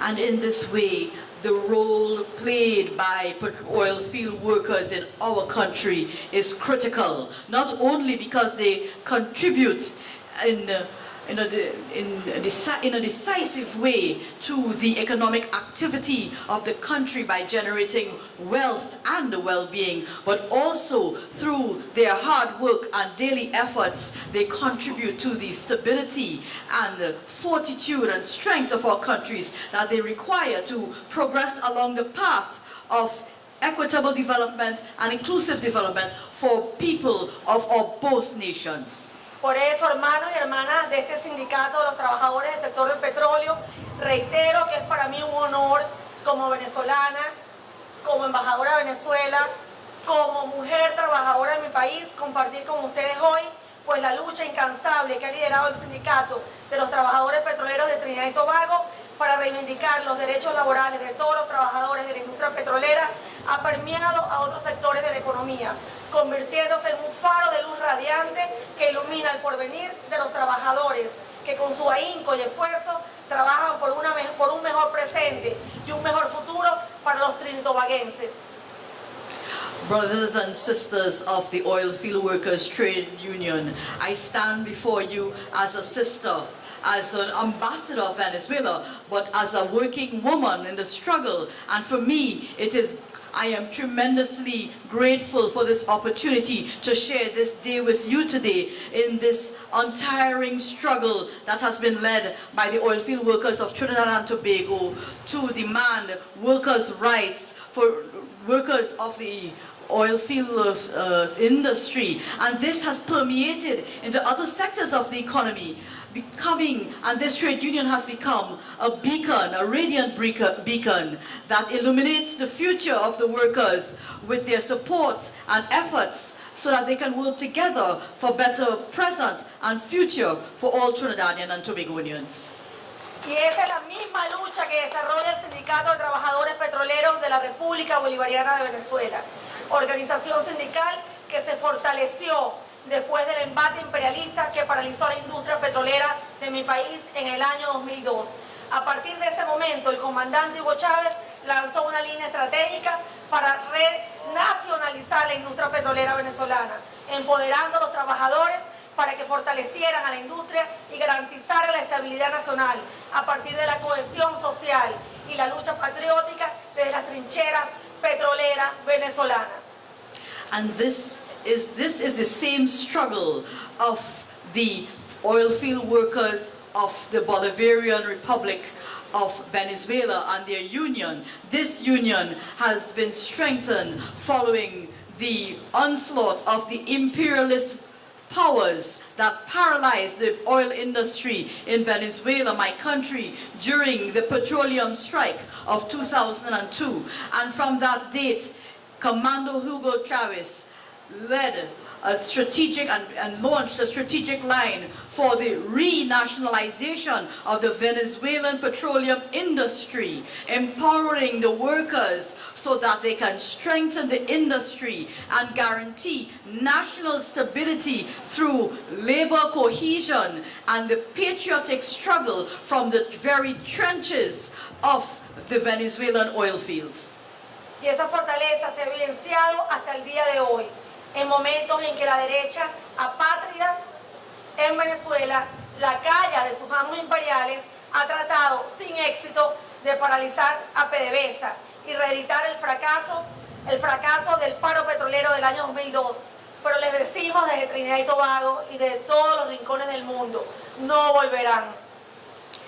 This strength was evident and is evident to date in the moments, and at this moment when the unpatriotic right wing of Venezuela, a lackey of their imperial overlords, have tried without success to paralyze PDVSA and to repeat that failed petroleum strike of 2002. But let me tell them right here from Trinidad and Tobago and to the world that they will never come back.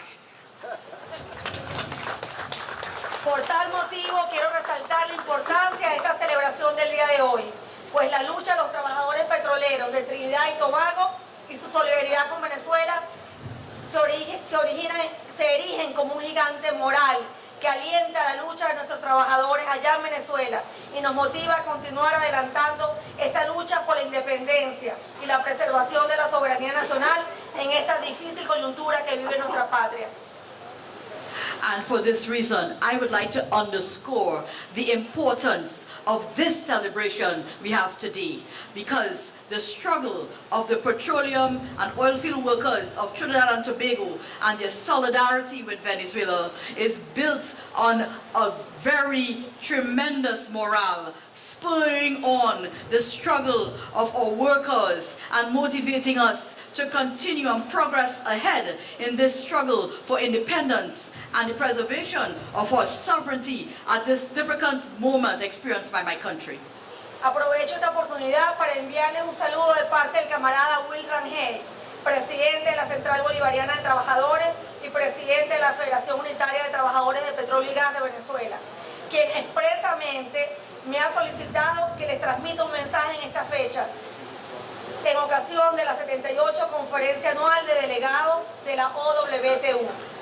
And I would like to take this opportunity to convey a special greeting from Comrade Willis Rangel, the president of the Bolivarian Workers Trade Union and the president of the Unified Federation of Oil and Gas Workers, who specifically asked me to convey a message of solidarity and brotherhood on this occasion of the 78th Annual Conference of Delegates of the OWTU.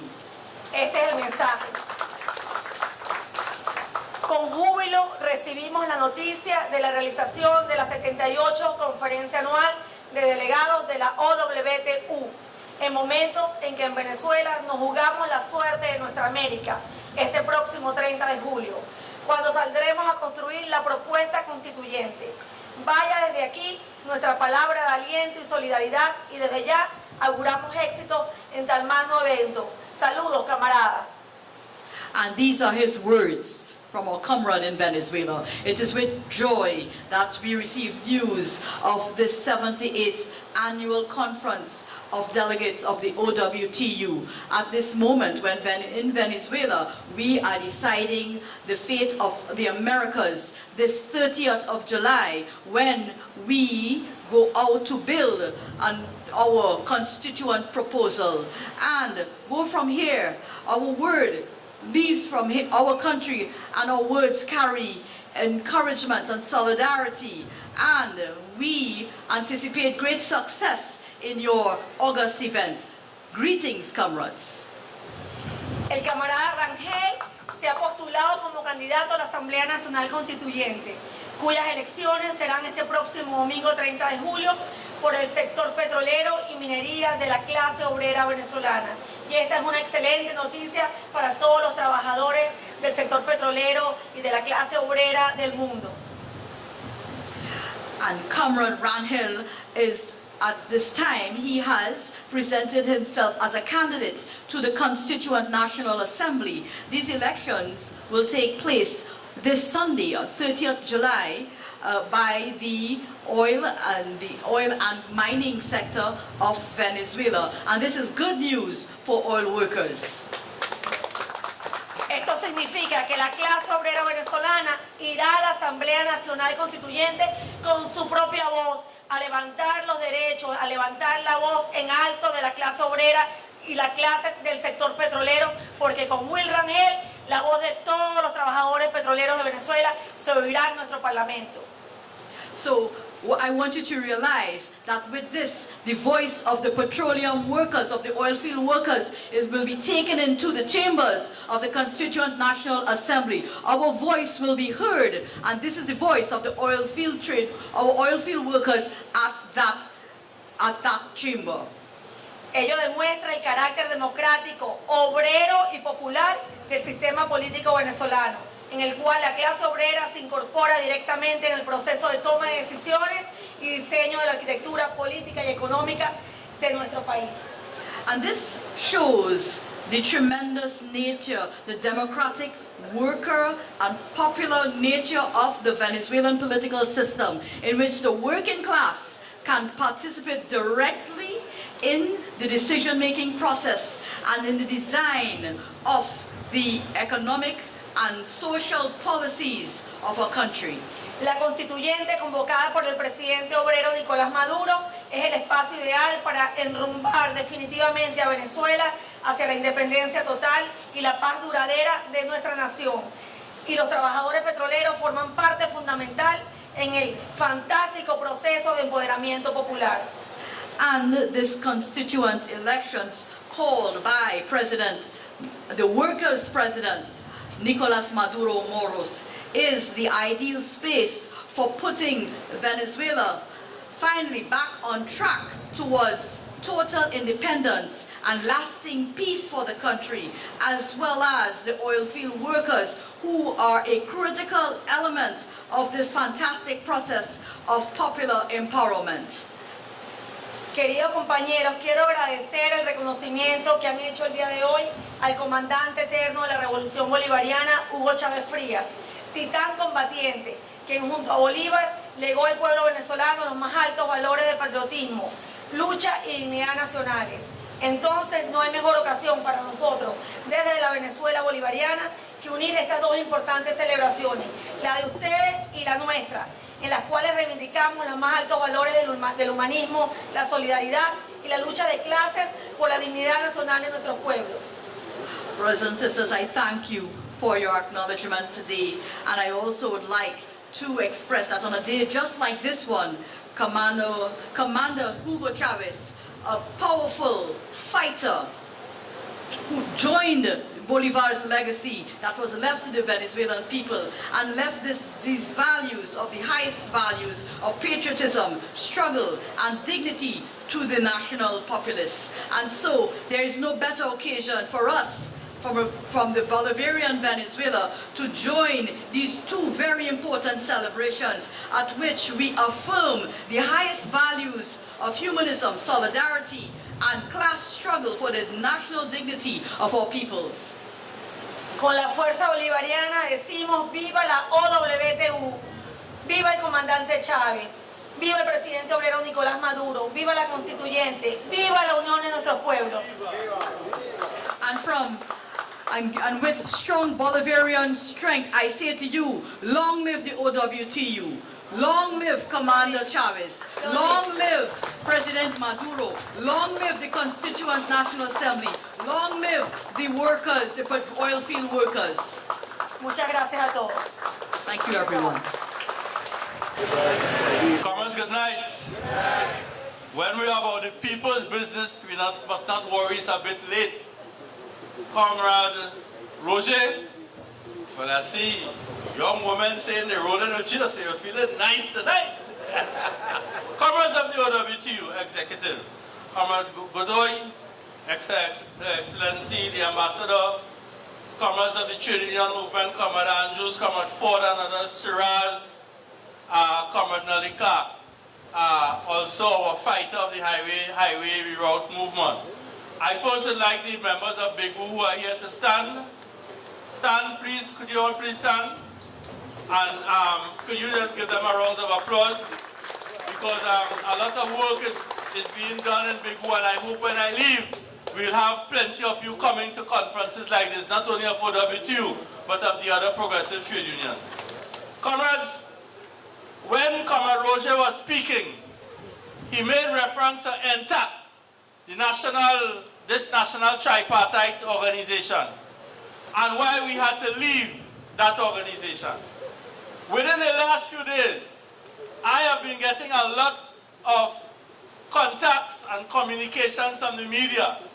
Apparently the ECA and the American Chamber have been asking the labor movement to come back into NTAC. And I have a problem, because when the employers want you to do something, you better look out. Now, it is desirable that at some point we are there, but they are asking me to make a statement in response to what the employers are saying. And you know what I told them? After August 4th. And I will be speaking to them after August 4th. But I can share some thoughts with you tonight.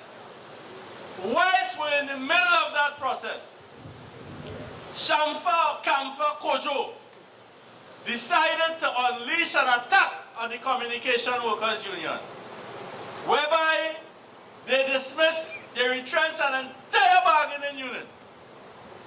And they did so, apparently they did not even inform the Minister of Labour, which they are supposed to do under the Severance Act. We in Big Woo, we have one that we'll be speaking about. I wouldn't give out too much tonight. And a British company, 3 bargaining units. Big Woo represents one. They sent home the entire bargaining unit just before negotiations, just like Camphor. So the government employer is saying Trump, and the employers following suit. So we have to understand what this thing is about, and you know from my previous contacts with you, I am very political. Comrade Maduro, a former trade unionist, not so? You all know that, former trade unionist? Ask any employer in Trinidad if they love Maduro. What do they say? No. So therefore, we in the movement must say, we love Maduro. Say after me, we love Maduro. Because what the employer is doing, we must do the opposite. And I want to get to the political now.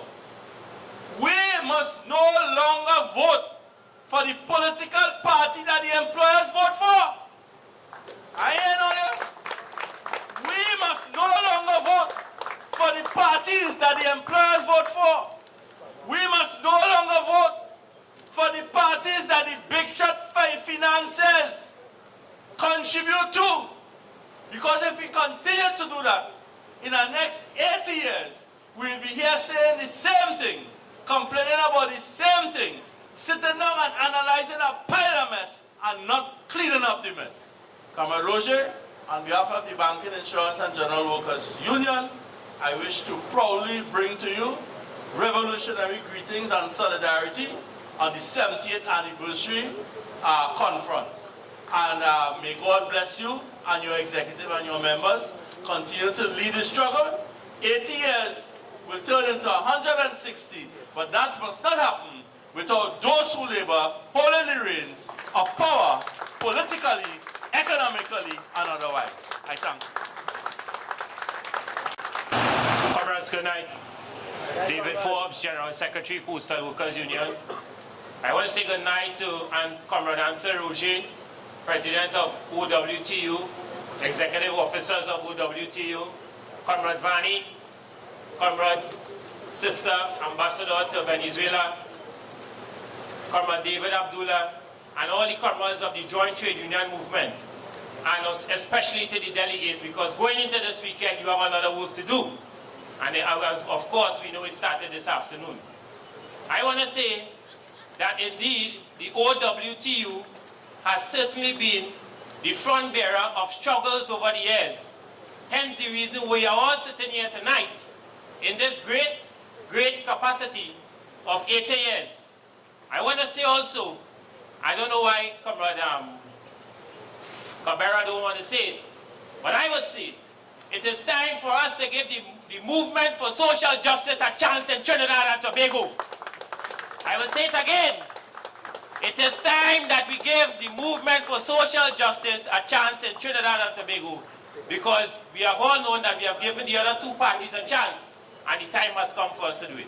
So as OWTU go into this weekend, and in terms of your continuity, you have certainly led by example in terms of the struggles over the years, and I want to wish you all the best as I bring fraternal greetings from the Postal Workers Union. Thank you.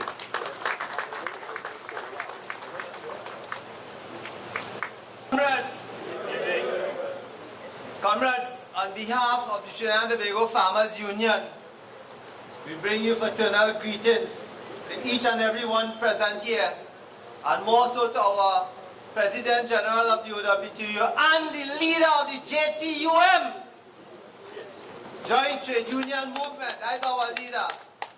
I want to bring you all fraternal greetings and wish you all success in your deliberation over the days that come ahead, and also for the success and August the 4th, inshallah.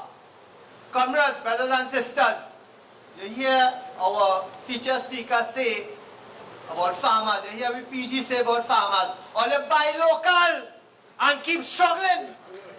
Because here what happening, when I was growing up, they tell me when you want to get a woman heart, you buy chocolate and give she rose. All you When they want to go to the man hut, you give him food. Or you please feed all your man good. And only keep buying chocolate, but buy local. So we could continue to survive as farmers in this country. Because when all you do buy local, all you go still buy the crap that all you eating, because it's dog meat, all you're going to eat is Christmas. And we have to stand up against that and support the farmers, support all your local farmers. And again, I wish the Congress, the other Congress delegates all the success. And think and continue OWTU to support the farmers and let me buy local. Thank you very much. Good night. I would like to acknowledge Comrade Ansel Roger, President General of the OWTU, and his executive team, Comrade Her Excellency, Comrade Godoy of the Venezuelan Embassy, my comrade, the political leader of the MSJ, Comrade David Abdullah, and all my comrades from the various trade union fraternity. Good evening, everybody. My name is Ram Kumar Narayan Singh. I'm the Chief Labor Relations Officer of the Amalgamated Workers Union, and I bring fraternal greetings on behalf of the executive and the members of the Amalgamated Workers Union. Quickly, I would add, we have taken notice of the sentiments of the ECA, and our position is that it's absolutely hypocritic for them to stand up and make a call for August the 4th to not take place and for workers to not support that. We have recognized, and I being a person who have suffered under the ArcelorMittal fiasco, that the ECA never had a position outside of supporting the interests of their class, that is the elite class of Trinidad and Tobago. Therefore, in our view, for them to make that statement is for them, and I don't want to use any, I have a tendency to jump out, but the point is that it's absolutely hypocritic, and we are going to make a statement, Amalgamated Workers Union, we are going to make a statement soon down the road on this. Our members have made some statements over the years that they feel left out, the 2,000 plus membership. And we have been telling them that labor is coming to Port of Spain, so we expect that all our members come out on August the 4th and support this initiative, support this demonstration. So you all can expect to see 2,500 or so plus members in full red, along with our Bigu comrades who we blend in sometime and call the Red Army, to come out and jam Port of Spain. So comrades, we look forward to seeing you guys. And again, we congratulate OWTU on its 80-year celebration as a labor union and its 78th anniversary of the Conference of Delegates. Have a good night. Good evening, comrades. Good evening, comrades. I want to acknowledge the President of the OWTU, the illustrious Mr. Ansel Roger. Let us give him a round of applause. Good.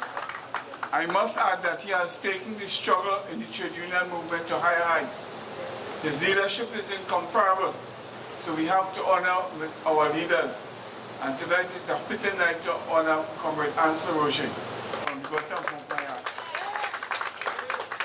I want to recognize his other executive members of his executive, and also the guest speaker, the ambassador from Venezuela, Comrade Nolly Clark, and all other members of the trade union movement. Thank you all for being here. I must comment that we have witnessed this week in the press and the media. What we have witnessed is that bubble and corruption being in the public view for the first time in such intensity, the Clico fiasco.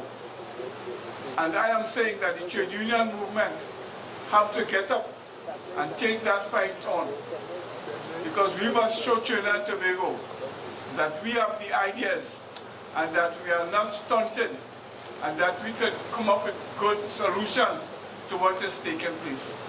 So I'm asking the convention this weekend to take a look at the Clico fiasco and once again lead the country, lead Trinidad and Tobago working class in a direction from that fiasco. So I would like to wish the convention every success this weekend.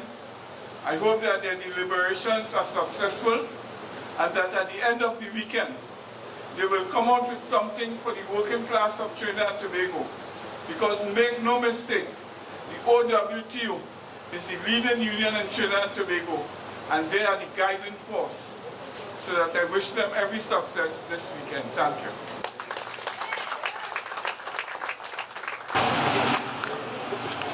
Comrade Roger, executive members of the OWTU, comrades all. I come here because I had to defend OWTU on a radio program this week. In fact, the 27th, I don't know if you, perhaps we are forgetting the 27th of July. Every year I am, let's say, plagued by the press to say something about the 27th of July. Of course, you know, I had to spend some time to and fro carrying messages to Red House, to the radio stations and what have you. And on that, this 27th, I was asked by a radio station, and I want to ask you to be very careful. The Summit of the People's Organization, which we had here, which we ran here, we had an ideology, we had a position, and our position was the same position, that the working people of this nation should really rule the nation, should be really in the forefront of the transformation of this society. And things turned out in perhaps a negative way, whatever. I'm not going to say much about that one. But I had to defend OWTU because one of the persons who was interviewing me said, I hope with the marching and perhaps for the 4th of August that there will be no violence. I said, OWTU, we do not have violence in that union. We speak with a certain position, and we speak fairly and frankly. And the 4th will be a great thing. In fact, I told them I was coming here tonight. One of the reasons I don't come to Labor Day again, because I am a bionic man. I have a big hip. I have something in my hip. In fact, my legs, I had no muscle in my legs, and I had to have an operation. So I can't walk again too well. I have my driver, I have a driver now, I don't drive. And I have this thing. But I said I will be here, and I will let you know that you have to be careful. This is a very important statement you're making. And there will be times that you will be provoked into what I will call violence. So be careful, brother, comrades all. We will be there. I hope to try and come myself. And if I don't come, don't take me while I am backed out. I'm not going to back out. I never backed out before, so I'll never back out again. When this nation was in crisis, I gave the address at the 19th of July, and the 27th was the crisis. So I was there sharing, and my address was, "This nation is in crisis." I think possibly you should have had that in your archives. I don't know if you... But the point is that you do not be provoked to engage in any physical action. You have enough to say, enough to challenge without being provoked, comrade, in any physical action. I am advising you, challenging you, be careful. I don't know why I was asked that question, but I was asked that question with all the marching and all the things. You think somebody, you think there will be some negative people coming in to cause? So I am giving you the warning. God bless you, my brother. Thank you, Comrade Dr. Nolly Clark, and your advice is taken.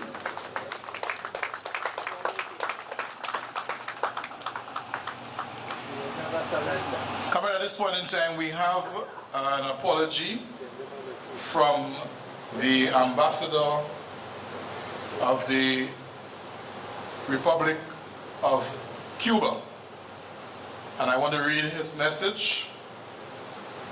Esteemed participants of the 78th Annual Conference of Delegates, as previously communicated, unfortunately, I would be out of the country during the conference to which I was invited. However, I would like to take this time to wish you all, on behalf of the government and people of Cuba, all success in the development of this very important event.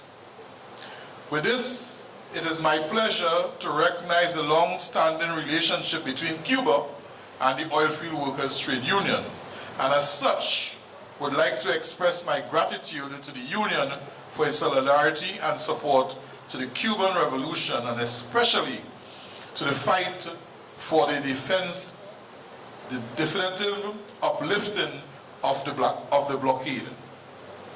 Thank you very much, Guillermo Vaquez Moreno, Ambassador.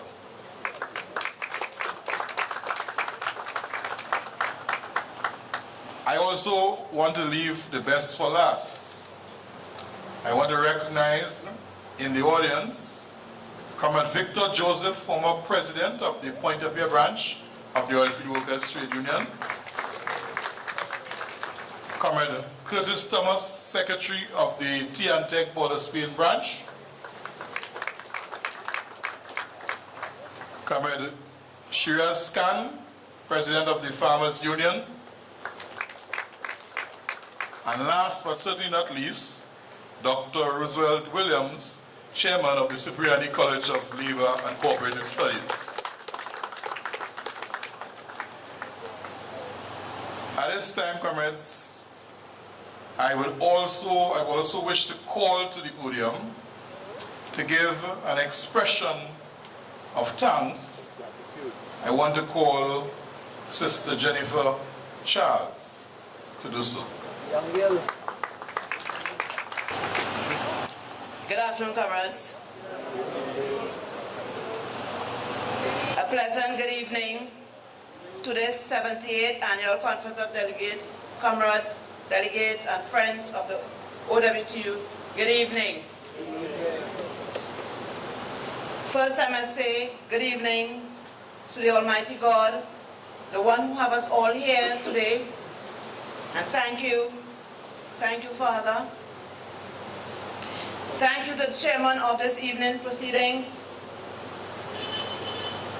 two sisters, comrades Kathy Smith and Joanne Phillip, thank you for your service rendered towards this conference this evening. To the President General of this noble organization, the Oilfield Workers Trade Union, on whose shoulders so many burdens has been laid, may Almighty God give you the strength, the health, and the wisdom to lead us aright to our vision and mission. Thank you, Comrade Ansel George Roger, the fearless one.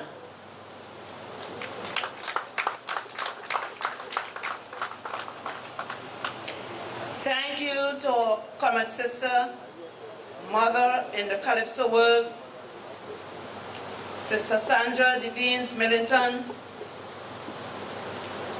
and to our own 2017 Calypso Queen, Makeda Darius, for those beautiful calypsos. To our feature address speaker, Comrade Marino Vani of the Industry Oil Global Union, you have given us so much food for thought this evening. As we go into our working session tomorrow, we will be looking and discussing your alternatives to austerity. Thank you very much, Comrade. And thanks also to Sister Candice Rancharan for your translation to us here this evening.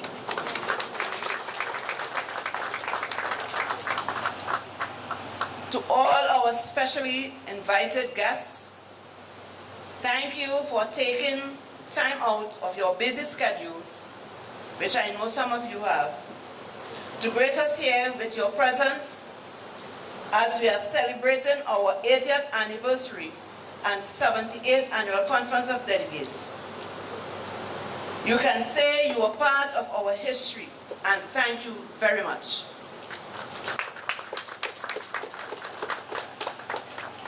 To all our brothers and sisters, comrades from the different progressive trade unions, thank you for all the fraternal greetings that you have brought here to us this evening. Thank you for those who took the time to decorate the halls, which we are here this afternoon, this evening. To the staff of the OWTU, to all our retirees and stalwarts, thank you for coming. To the media recording our session here this evening, thank you in advance. I hope that the right message is put to the public of what OWTU is all about, and not the bacchanal that is out there. Thank you.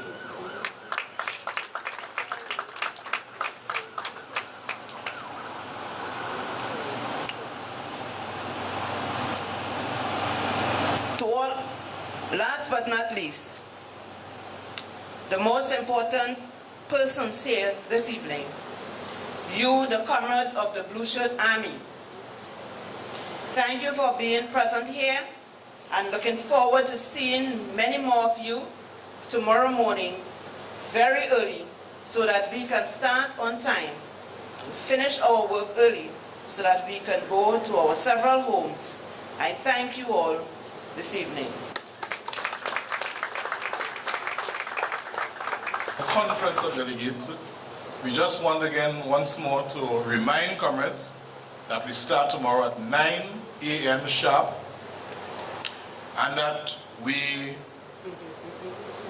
want to ensure that delegates are here on time so that we can do the work that we have set out to do.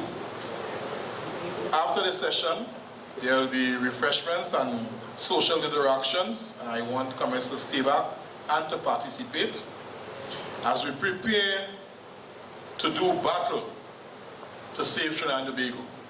So I now want to wish comrades to stand as we sing the end with the Union song, Song the Battle Cry. Song the battle. Soldiers rally round the banner, ready, steady, pass over the road. to victory. We are masters of our destiny. We are masters of our destiny. We are masters of our destiny.